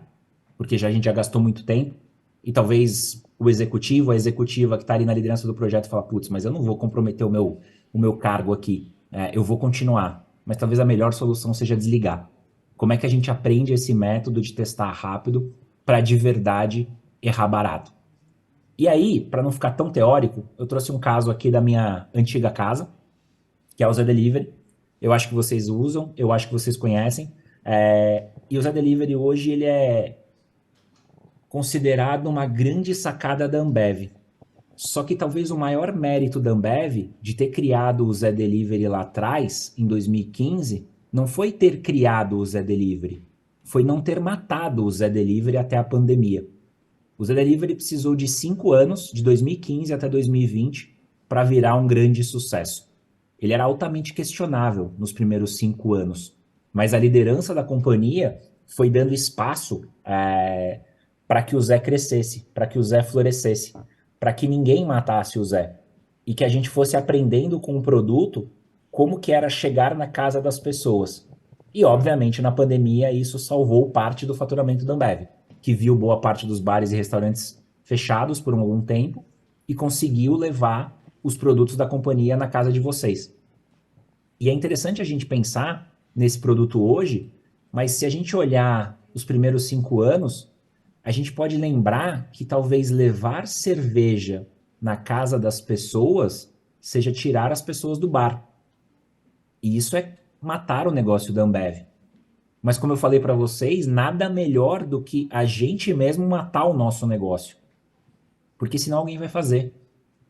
E talvez a gente tenha que tomar uma decisão até mais radical de colocar produto dos nossos concorrentes no nosso canal. Quando a Ambev tomou a decisão de colocar Heineken no Zé Delivery, e a Heineken é o principal concorrente da Ambev no mundo de cervejas, isso é literalmente você ouvir consumidor, porque Heineken foi para o canal do Zé Delivery porque o consumidor estava pedindo, mas ao mesmo tempo é você controlar o canal. Se não tivesse Heineken no Zé Delivery, teria espaço para a Heineken criar o João Delivery, o Maria Delivery. E isso é pensar, resolver o problema do consumidor e não ficar preso, talvez naquela cultura do passado, naqueles paradigmas, naquelas tradições, que talvez não refletem tanto o mundo de hoje. Mas é difícil fazer isso. Tem empresas que não conseguiram, que ficaram pelo caminho, e toma muito cuidado com esse slide, porque tem uma brincadeirinha em todos os logos. Tem empresas que não conseguiram ver seus principais concorrentes e deixaram passar uma grande oportunidade de matar o seu próprio negócio. E o que é mais interessante, não é que essas empresas elas não sabiam fazer, elas até já faziam parte do serviço dos seus concorrentes. Elas só não pensaram como um produto, elas só não pensaram grande, elas só não olharam para o futuro. A Marriott, que é uma das maiores redes de hotel dos Estados Unidos, ela fazia reserva igual o Booking faz. Ela fazia o serviço de concierge igual o TripAdvisor faz. Ela precisava de hospedagem alternativas igual o Airbnb trouxe como solução. Só que ela não estava olhando, como está bem descrito nesse livro do professor Thales Teixeira, a cadeia de valor do seu cliente. Ela estava muito mais preocupada em ouvir o executivo, em pensar sua própria estratégia sem ouvir o seu consumidor ou cliente final. Como eu gosto de colocar nessa frase, a empresa precisa ser muito mais apaixonada pelo futuro do que orgulhosa do passado. Ela não precisa mais continuar presa naquele modelo de negócio, naquela cultura, naquela paradigma. Ela precisa literalmente aprender a se reinventar. E no mundo de hoje, isso é um pouco mais rápido. Obviamente, a gente tem o bom senso das decisões de não fazer isso numa velocidade que pode ser até prejudicial à companhia. Mas se fechar para tudo que está acontecendo fora, é muito mais perigoso. Se a gente olhar e começar a estudar um pouco do que existe por aí, talvez até exista a receita de bolo para fazer isso. De olhar o consumidor, de entender jornada, de pensar novos negócios, de trabalhar os dados para você ir melhorando esse novo negócio que você está pensando. Nesse livro do Alibaba, escrito pelo Ming Zheng, que foi estrategista-chefe do Jack Ma, fundador do Alibaba, ele explica exatamente como fazer. É, para mim, até um livro proibido, porque ele saiu da China, virou professor do INSEAD e escreveu esse livro. Ele explica exatamente como que uma empresa que está querendo se modernizar deveria operar nos dias de hoje. Como é que ela constrói negócio, como é que ela usa tecnologia, como é que ela entende o comportamento do consumidor, como é que ela percebe o que é diversificação do negócio e o que é falta de foco. A linha é muito tênue entre os dois. Às vezes você pensar coisas novas é você tirar o foco do seu negócio principal. Às vezes é você diversificar e realmente fazer a empresa crescer. Mas quando que eu estou em um ponto e não estou no outro? E talvez para isso, que é um livro que eu gosto bastante e saiu há pouco tempo, você precisa mudar um pouco a maneira como o design das organizações é feito. A gente ainda está muito preso no organograma. Só para dar um contexto para vocês, organograma é uma ferramenta que foi criada no exército turco-otomano. Agora fugiu. No exército turco-otomano, de muitos e muitos anos atrás, que a gente replica até nas nossas empresas hoje. Esse livro da direita, que é o The Startup Factory, ele mostra o caso de uma empresa asiática que é a Haier. De uma maneira muito simplista, a Haier é uma empresa de eletrodomésticos, ela é muito parecida com uma Whirlpool, uma Brastemp, que a gente tem aqui no Ocidente. E ele mostra uma empresa que tem 4.000 empresas operando em paralelo dentro de uma organização. É como se dentro da Haier você tivesse 4.000 startups que tivessem autonomia total pelo processo, pelo produto, pelo novo serviço. E ele acha uma forma brilhante de orquestrar essas 4.000 empresas e fazer não cada uma dessas empresas prosperar, mas a soma e a sinergia entre essas 4.000 empresas prosperarem e fazer a Haier prosperar. É uma história que, se a gente olhar, parece ficção científica.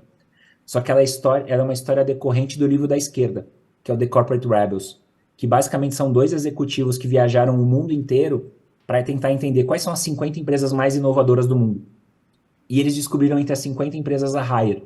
E eles falaram, cara, essa empresa merece um livro à parte. E foi aí que eles escreveram o The Startup Factory. Vale a pena dar uma pesquisada, não necessariamente vale a pena comprar o livro, mas vale a pena pesquisar os princípios e a metodologia que a Haier tem por trás. Tem um vídeo no YouTube de 6 minutos que é um ótimo trailer desse livro e eu acho que dá um bom contexto de como é que essa empresa funciona. E aí, para fechar e a gente bater papo, Flavinho, eu queria trazer alguns casos aqui, porque conforme eu vou falando, parece que na cabeça das pessoas vem algumas barreiras, alguns obstáculos, né? De você virar e falar, cara, mas eu não tenho tecnologia suficiente. Você está falando de caso de grandes empresas, de empresas que são as maiores do mundo, que tem muita tecnologia. E o que a gente vive tem tecnologias como meio, obviamente, mas não é só sobre tecnologia. O modelo de negócio do Uber, ele existe por conta do pela mudança de comportamento que a gente, como consumidor, teve. A gente topou entrar no carro de um estranho e até aceitou a balinha dele. E isso fez com que o modelo do Uber prosperasse. E não a tecnologia que está por trás. Se a gente olhar da mesma forma, o modelo do Airbnb fez com que a gente tivesse a segurança e a confiança de viajar para um país que a gente nunca foi e se hospedasse na casa de uma pessoa que a gente não conhece. Por algum motivo que eu ainda não sei explicar, as plataformas conseguiram comoditizar segurança e confiança. E isso é muito louco, porque fez com que as empresas começassem a entender que esse consumidor confiava na plataforma e tivessem que olhar cada vez mais o foco do cliente, o olhar do consumidor. Mas a maior parte das empresas acaba não fazendo isso. Se vocês olharem na tela, tem uma frase que me acompanhou muito nos últimos 6 anos de Ambev, que é o "se beber não dirija". Toda ativação de marketing que associa bebida e direção tem que colocar essa frase como um alerta. E tá certo, tem que colocar.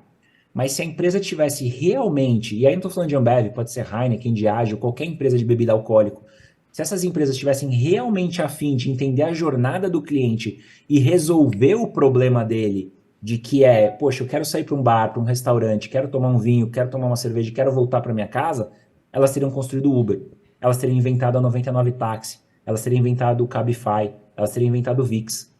Só que elas não fizeram isso. Elas ficaram só preocupadas em resolver o seu próprio problema, de fazer o disclaimer, de colocar essa frase para não serem multadas, para não serem processadas.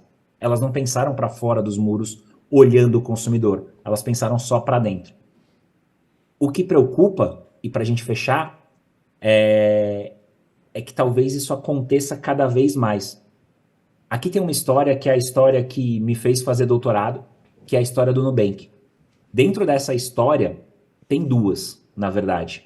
Uma história de empreendedorismo e uma história de inovação corporativa. A história de empreendedorismo do Nubank talvez seja a melhor história do empreendedorismo brasileiro nos últimos 10 anos. De uma empresa que saiu do zero para ser avaliada em algum momento como o maior banco da América Latina. A história de um cara que chegou da Colômbia, que viu um problema de atendimento bancário e conseguiu construir uma solução. E ele conseguiu fazer isso em 10 anos. A outra história, a história de inovação corporativa, talvez seja o maior fracasso da inovação corporativa. Porque no mesmo período, os maiores bancos, Itaú, Bradesco, Santander, BTG, XP, Banco do Brasil, Caixa, não conseguiram fazer nada nem parecido. E eles tinham tecnologia infinita, recursos infinitos, marcas fortíssimas, eles tinham até o cliente já dentro das plataformas. Por que eles não fizeram? Qual que é a dificuldade de você entender e construir um novo negócio dentro de uma empresa estabelecida? Esse é o motivo pelo qual eu voltei a estudar, pelo qual eu fui fazer doutorado.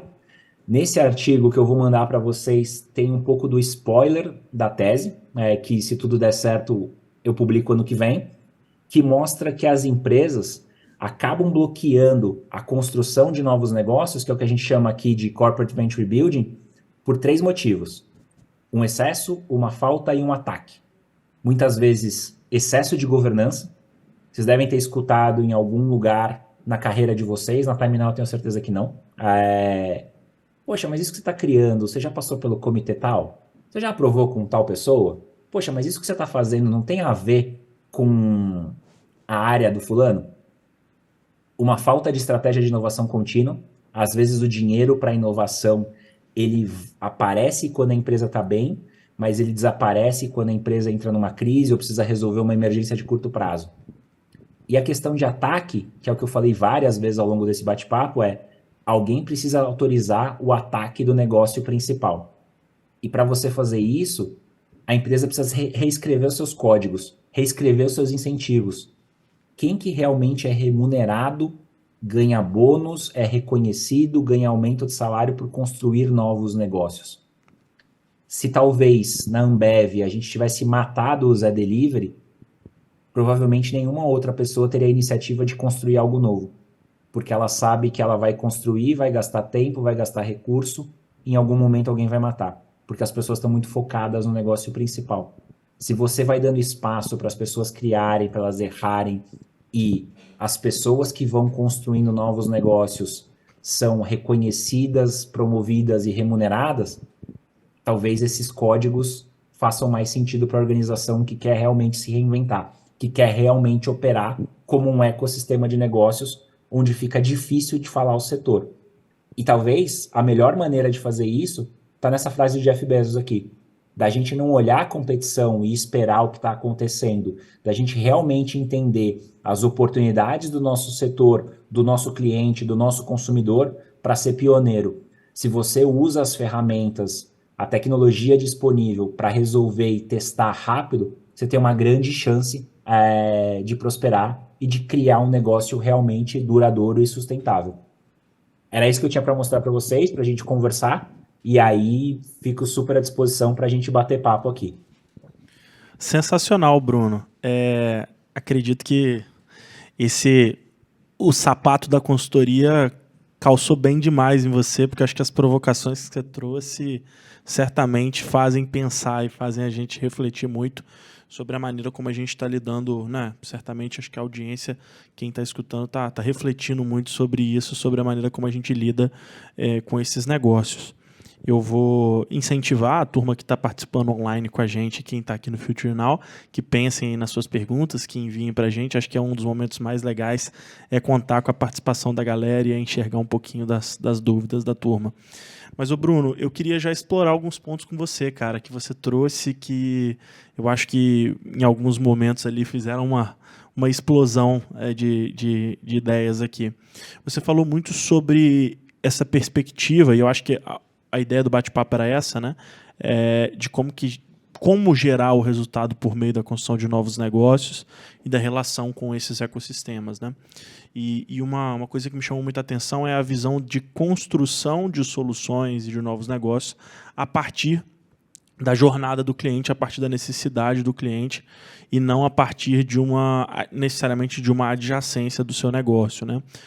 Como é que dentro dessas pesquisas, dentro desses estudos, desse aprofundamento que você fez sobre esses cases, quando que você enxerga que é o momento de buscar esse novo negócio, mesmo que isso exija a criação de novas competências, e qual que é o momento de você conectar com algo existente e trazer isso para dentro do negócio? Como é que você enxerga isso?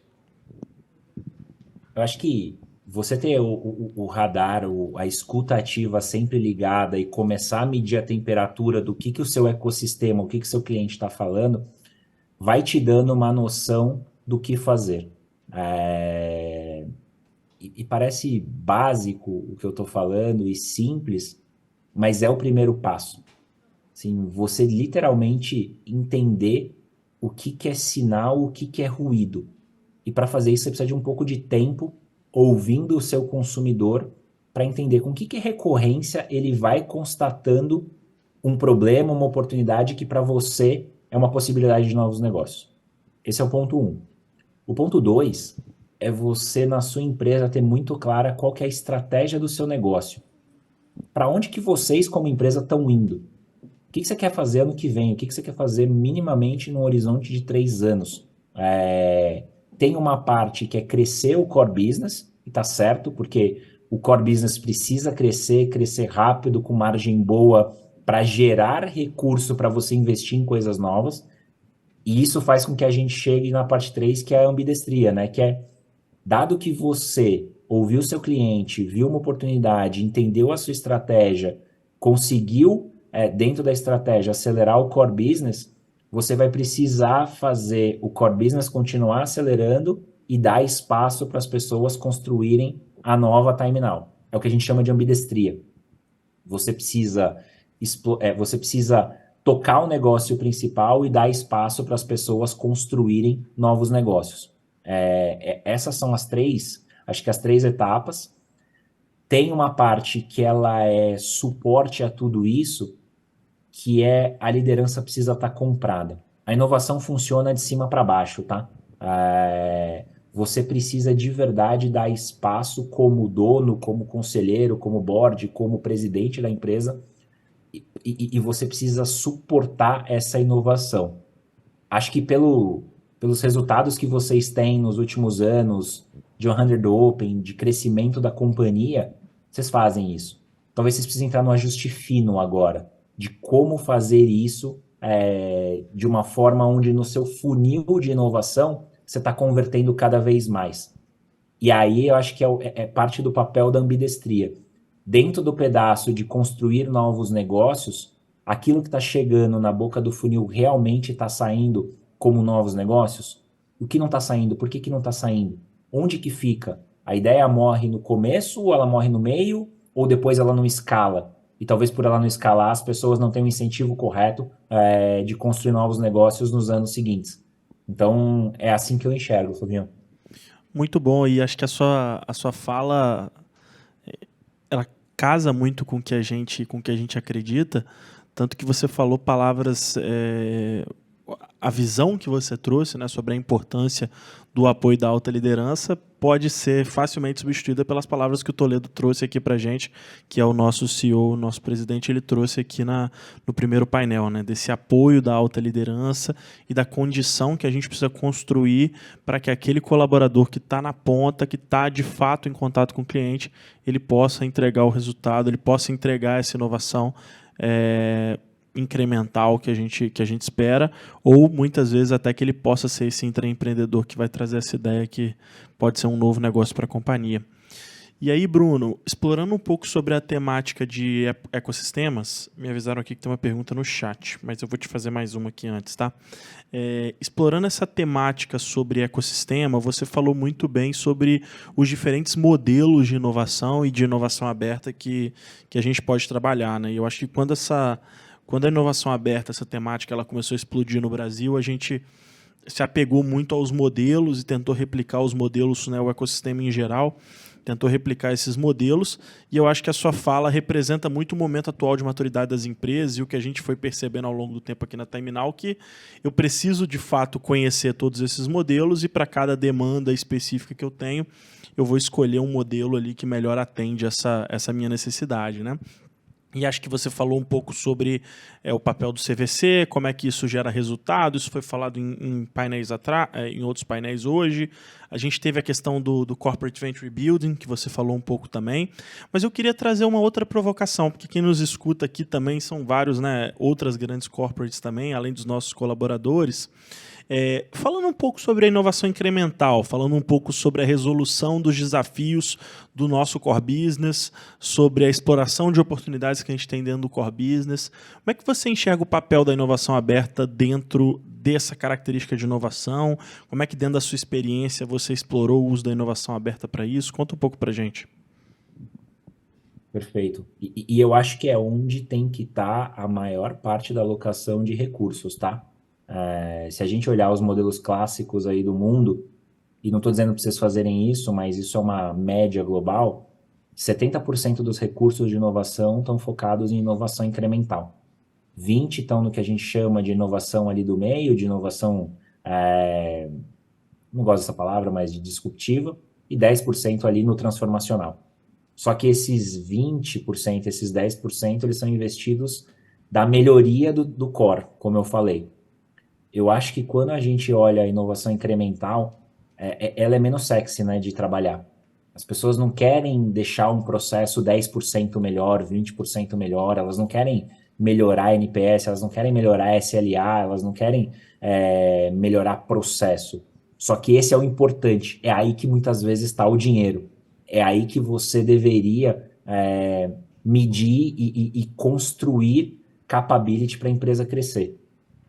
Na Ambev a gente fazia, até o ano passado, quando eu estava lá, entre 300 e 350 negócios com startup por ano.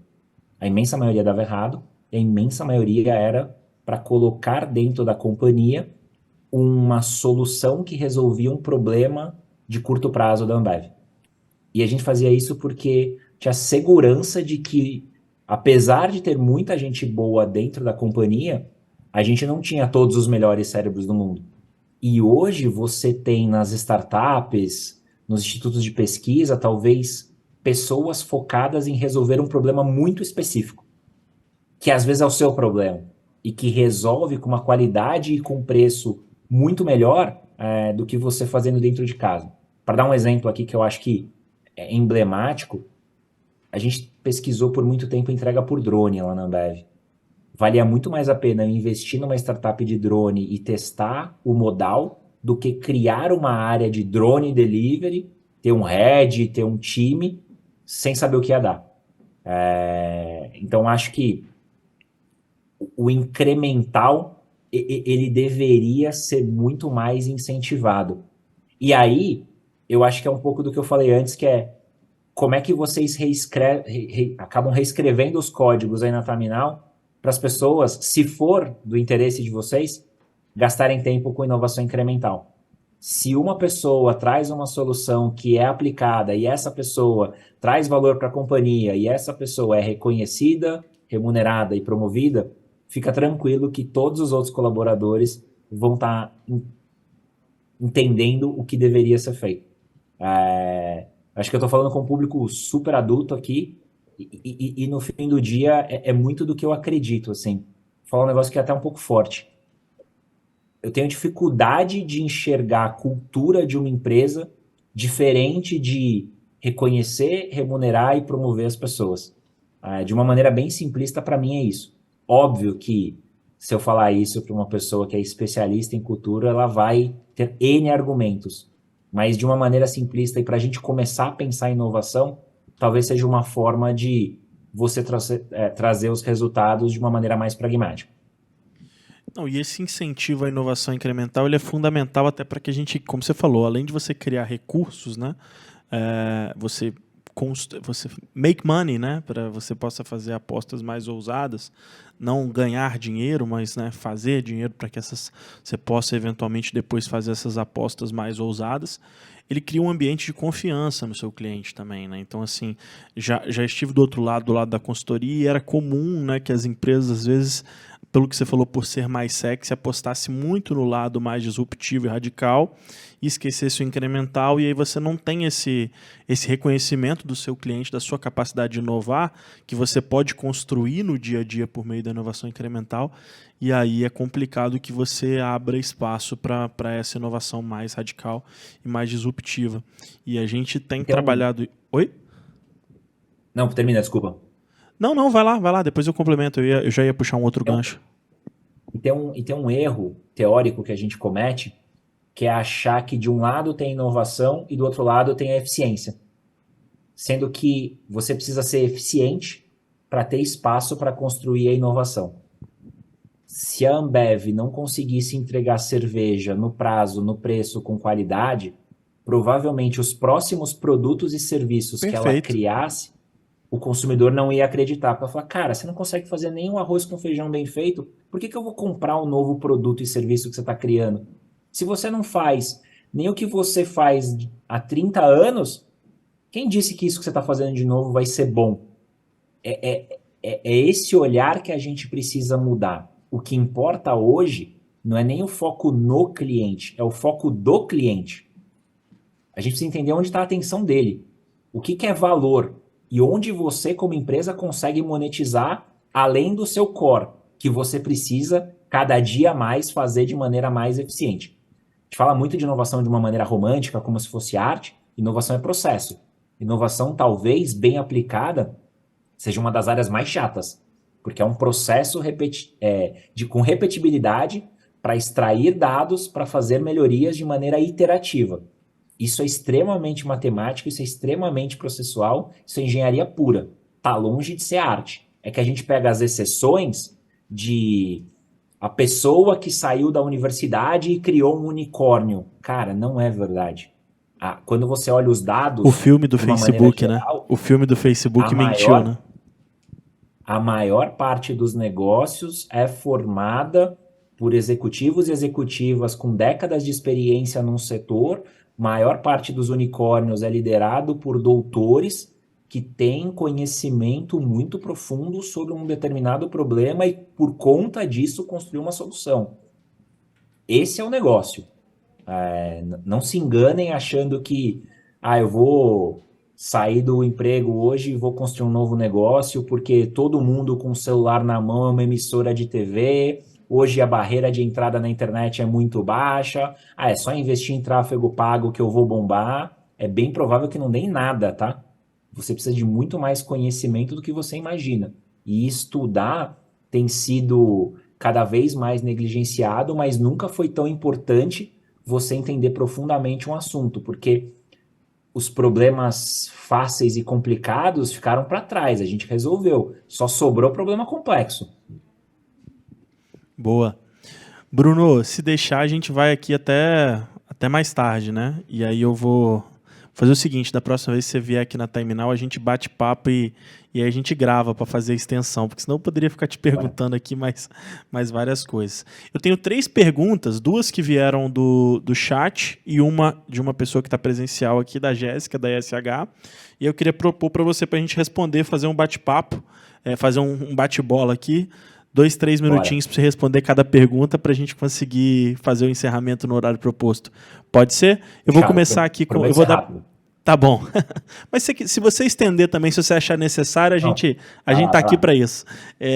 Eu vou começar, eu vou dar preferência aqui para a Jéssica, já que ela vai fazer a pergunta no microfone. Quem pode levar o microfone? A Jéssica, que já está participando com a gente aqui, fez perguntas no último painel, tá dando show aqui hoje.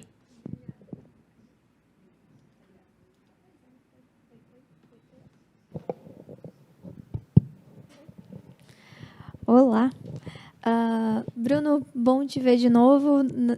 Eu já tive com você no Papo da Evo, lá em São Paulo. Foi muito bacana, sempre muito rico. E aí, aproveitando esse gancho que você falou sobre, na verdade, inovação ser uma engenharia, ser uma ciência, eu acho também que a gente não precisa ficar reinventando a roda. A gente fala muito sobre isso. O tempo todo a gente traz essa frase na inovação, né? E aí, eu queria te pedir uns tópicos, assim, se você puder tirar aí da cartola, mas falar sobre marcos de maturidade da inovação dentro da empresa, de uma empresa que está do zero até uma empresa experiente. Eu acho que se você tiver...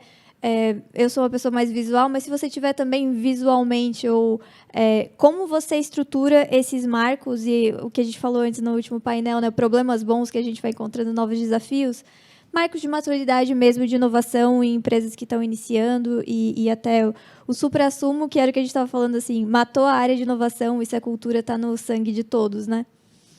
É essa. Obrigada. Perfeito. Acho que, primeiro, obrigado pela pergunta. Eu acho que dá para a gente avaliar a maturidade, não está aqui na apresentação, mas depois eu te mando com calma, através das possíveis iniciativas de inovação que a gente tem, né? Hoje está muito na moda querer fazer o CVC. Só que você fazer o CVC você já ter um grau de maturidade muito grande, porque investir numa startup, colocar ela para dentro, que é uma cultura diferente da sua cultura, e gerar valor desse investimento através de criação de negócios entre a startup e a empresa, envolve muita coisa. Eu acho que a gente hoje, quando começa a ver novos negócios, existe um playbook super pragmático para você fazer isso. Pensando na sua pergunta e dando uma resposta curta aqui, eu acho que nada mais é do que você usar design thinking para entender um problema, ver se a solução que você criou resolve o problema, e aí o Lean Startup talvez seja a melhor forma de fazer isso, porque ele é muito pragmático e processual para ver como é que você realmente valida que você resolveu um problema. E se essa solução resolver o problema e ela tem a oportunidade de ser um novo negócio, você usar Agile para orquestrar uma empresa é a melhor forma de você sair de uma ideia para um negócio. E aí eu acho que o grau de maturidade, quando você fala de inovação, ele começa em você ter uma solução que virou empresa, e ele vai exatamente no que você falou na outra ponta, que é você não ter mais uma área de inovação. Eu não sou contra áreas de inovação, tá? Eu acho que em algum momento da companhia elas são importantes, mas talvez o maior sucesso da área de inovação é ter um foco muito específico e não ser responsável para falar de inovação para a empresa como um todo. Talvez a área de inovação vire a área de investimento em startup, talvez ela vire a área de fomento ao ecossistema, talvez ela se divida em várias áreas como essa, que eu acho que é o que a gente vê hoje nas empresas mais inovadoras do mundo. Então, para mim, de uma maneira bem simplista, Jéssica, e acho que tentando responder parte da sua pergunta, é assim que eu encaro. Muito bom, Bruno. Tem uma outra pergunta aqui também do Marcelo. Ele falou o seguinte: hoje se falou muito entre erros e acertos, para que a inovação possa, de fato, alavancar a estratégia do negócio. Como traçar metas para medir isso e seguir em frente? Eu acho que o que eu falei ali, e vale pesquisar mais, o método de design sprint do Google é a melhor forma de fazer isso. O Google testou isso por 10 anos, depois ele vendeu como produto, então ele testou mais ainda em novos clientes. E hoje, quando a gente olha, talvez seja o método mais consolidado e de mais fácil implementação em qualquer empresa. Você entender problema, divergir sobre esse problema, vendo como que ele foi resolvido em outros lugares, ver o que você vai testar em vida real e validar aquilo que deu certo. Jogar fora o que deu errado e colocar dinheiro naquilo que deu certo. Esse, para mim, talvez seja hoje o jeito mais fácil de fazer, e a parte mais crucial desse método é o que a gente chama de validar com o consumidor de verdade. Assim, não é um teste de laboratório, não é um focus group, não é ambiente controlado, é vida real, porque é ali que você realmente aprende com todo o contexto necessário para a sua solução prosperar no futuro. Show, muito bom. E para fechar, uma pergunta aqui do Antônio. Bruno, o que mais bloqueia uma empresa a ser inovadora? Acho que essa daí está perfeita para a gente fechar o dia de hoje e para você também fechar a sua brilhante participação aqui com a gente, Bruno. as pessoas elas leem os códigos das empresas. Se uma liderança, pode ser um gerente, um diretor, um VP, um presidente, bloqueia a inovação, cria obstáculos para que esse negócio floresça, talvez não dê a devida autonomia para a pessoa empreender dentro do próprio negócio, ela vai entender isso como, não é aqui que eu deveria focar para crescer na minha carreira. Se a gente for bem pragmático, todo mundo dentro de uma empresa quer crescer. Às vezes quer aprender, às vezes quer dinheiro, às vezes quer poder. Se a liderança bloqueia isso, esse é disparado o maior obstáculo. Tem uma pesquisa da McKinsey, para fechar a resposta, que diz que 80% das empresas que tentam fazer a transformação digital acabam falhando. Elas não conseguem, não necessariamente elas deixam de existir, mas elas não conseguem fazer a transformação digital do seu negócio. Nas 20% que conseguem fazer a transformação digital e aí crescem, constroem novos negócios, inovam, se reinventam, tem uma coisa que é igual em todas, que é o board, o dono ou o presidente comprados. Eles suportam a inovação, eles suportam a reinvenção do negócio. Se isso for feito por essa camada, e é o primeiro nível de qualquer empresa, a empresa tem uma chance de inovar cada vez mais. E tem que ser genuíno, tem que ser uma autonomia de verdade. É super difícil fazer isso, porque a gente tem a tendência de estar num cargo mais alto e de achar que a gente sabe o que está acontecendo, de que a gente conhece. Mas a gente não é a maior especialista quando aquela pessoa que gastou tempo entendendo o problema, fez o teste da maneira correta, usando ciência, usando metodologia, para tomar a decisão final. Então, não sei se essa resposta que o Antônio queria receber, mas essa, sem dúvida, é o que a gente vê aí no ecossistema como a maior barreira. Muito obrigado, Bruno. Acho que não tinha maneira melhor da gente fechar esse primeiro dia de Innovation Week. A nossa temática esse ano é a inovação movida a resultados e enxergar um pouquinho de como que grandes empresas ao redor do mundo, né, têm feito para gerar resultados por meio da inovação, por meio de novos negócios, por meio do ecossistema. Eu acho que é a melhor maneira da gente fechar. Amanhã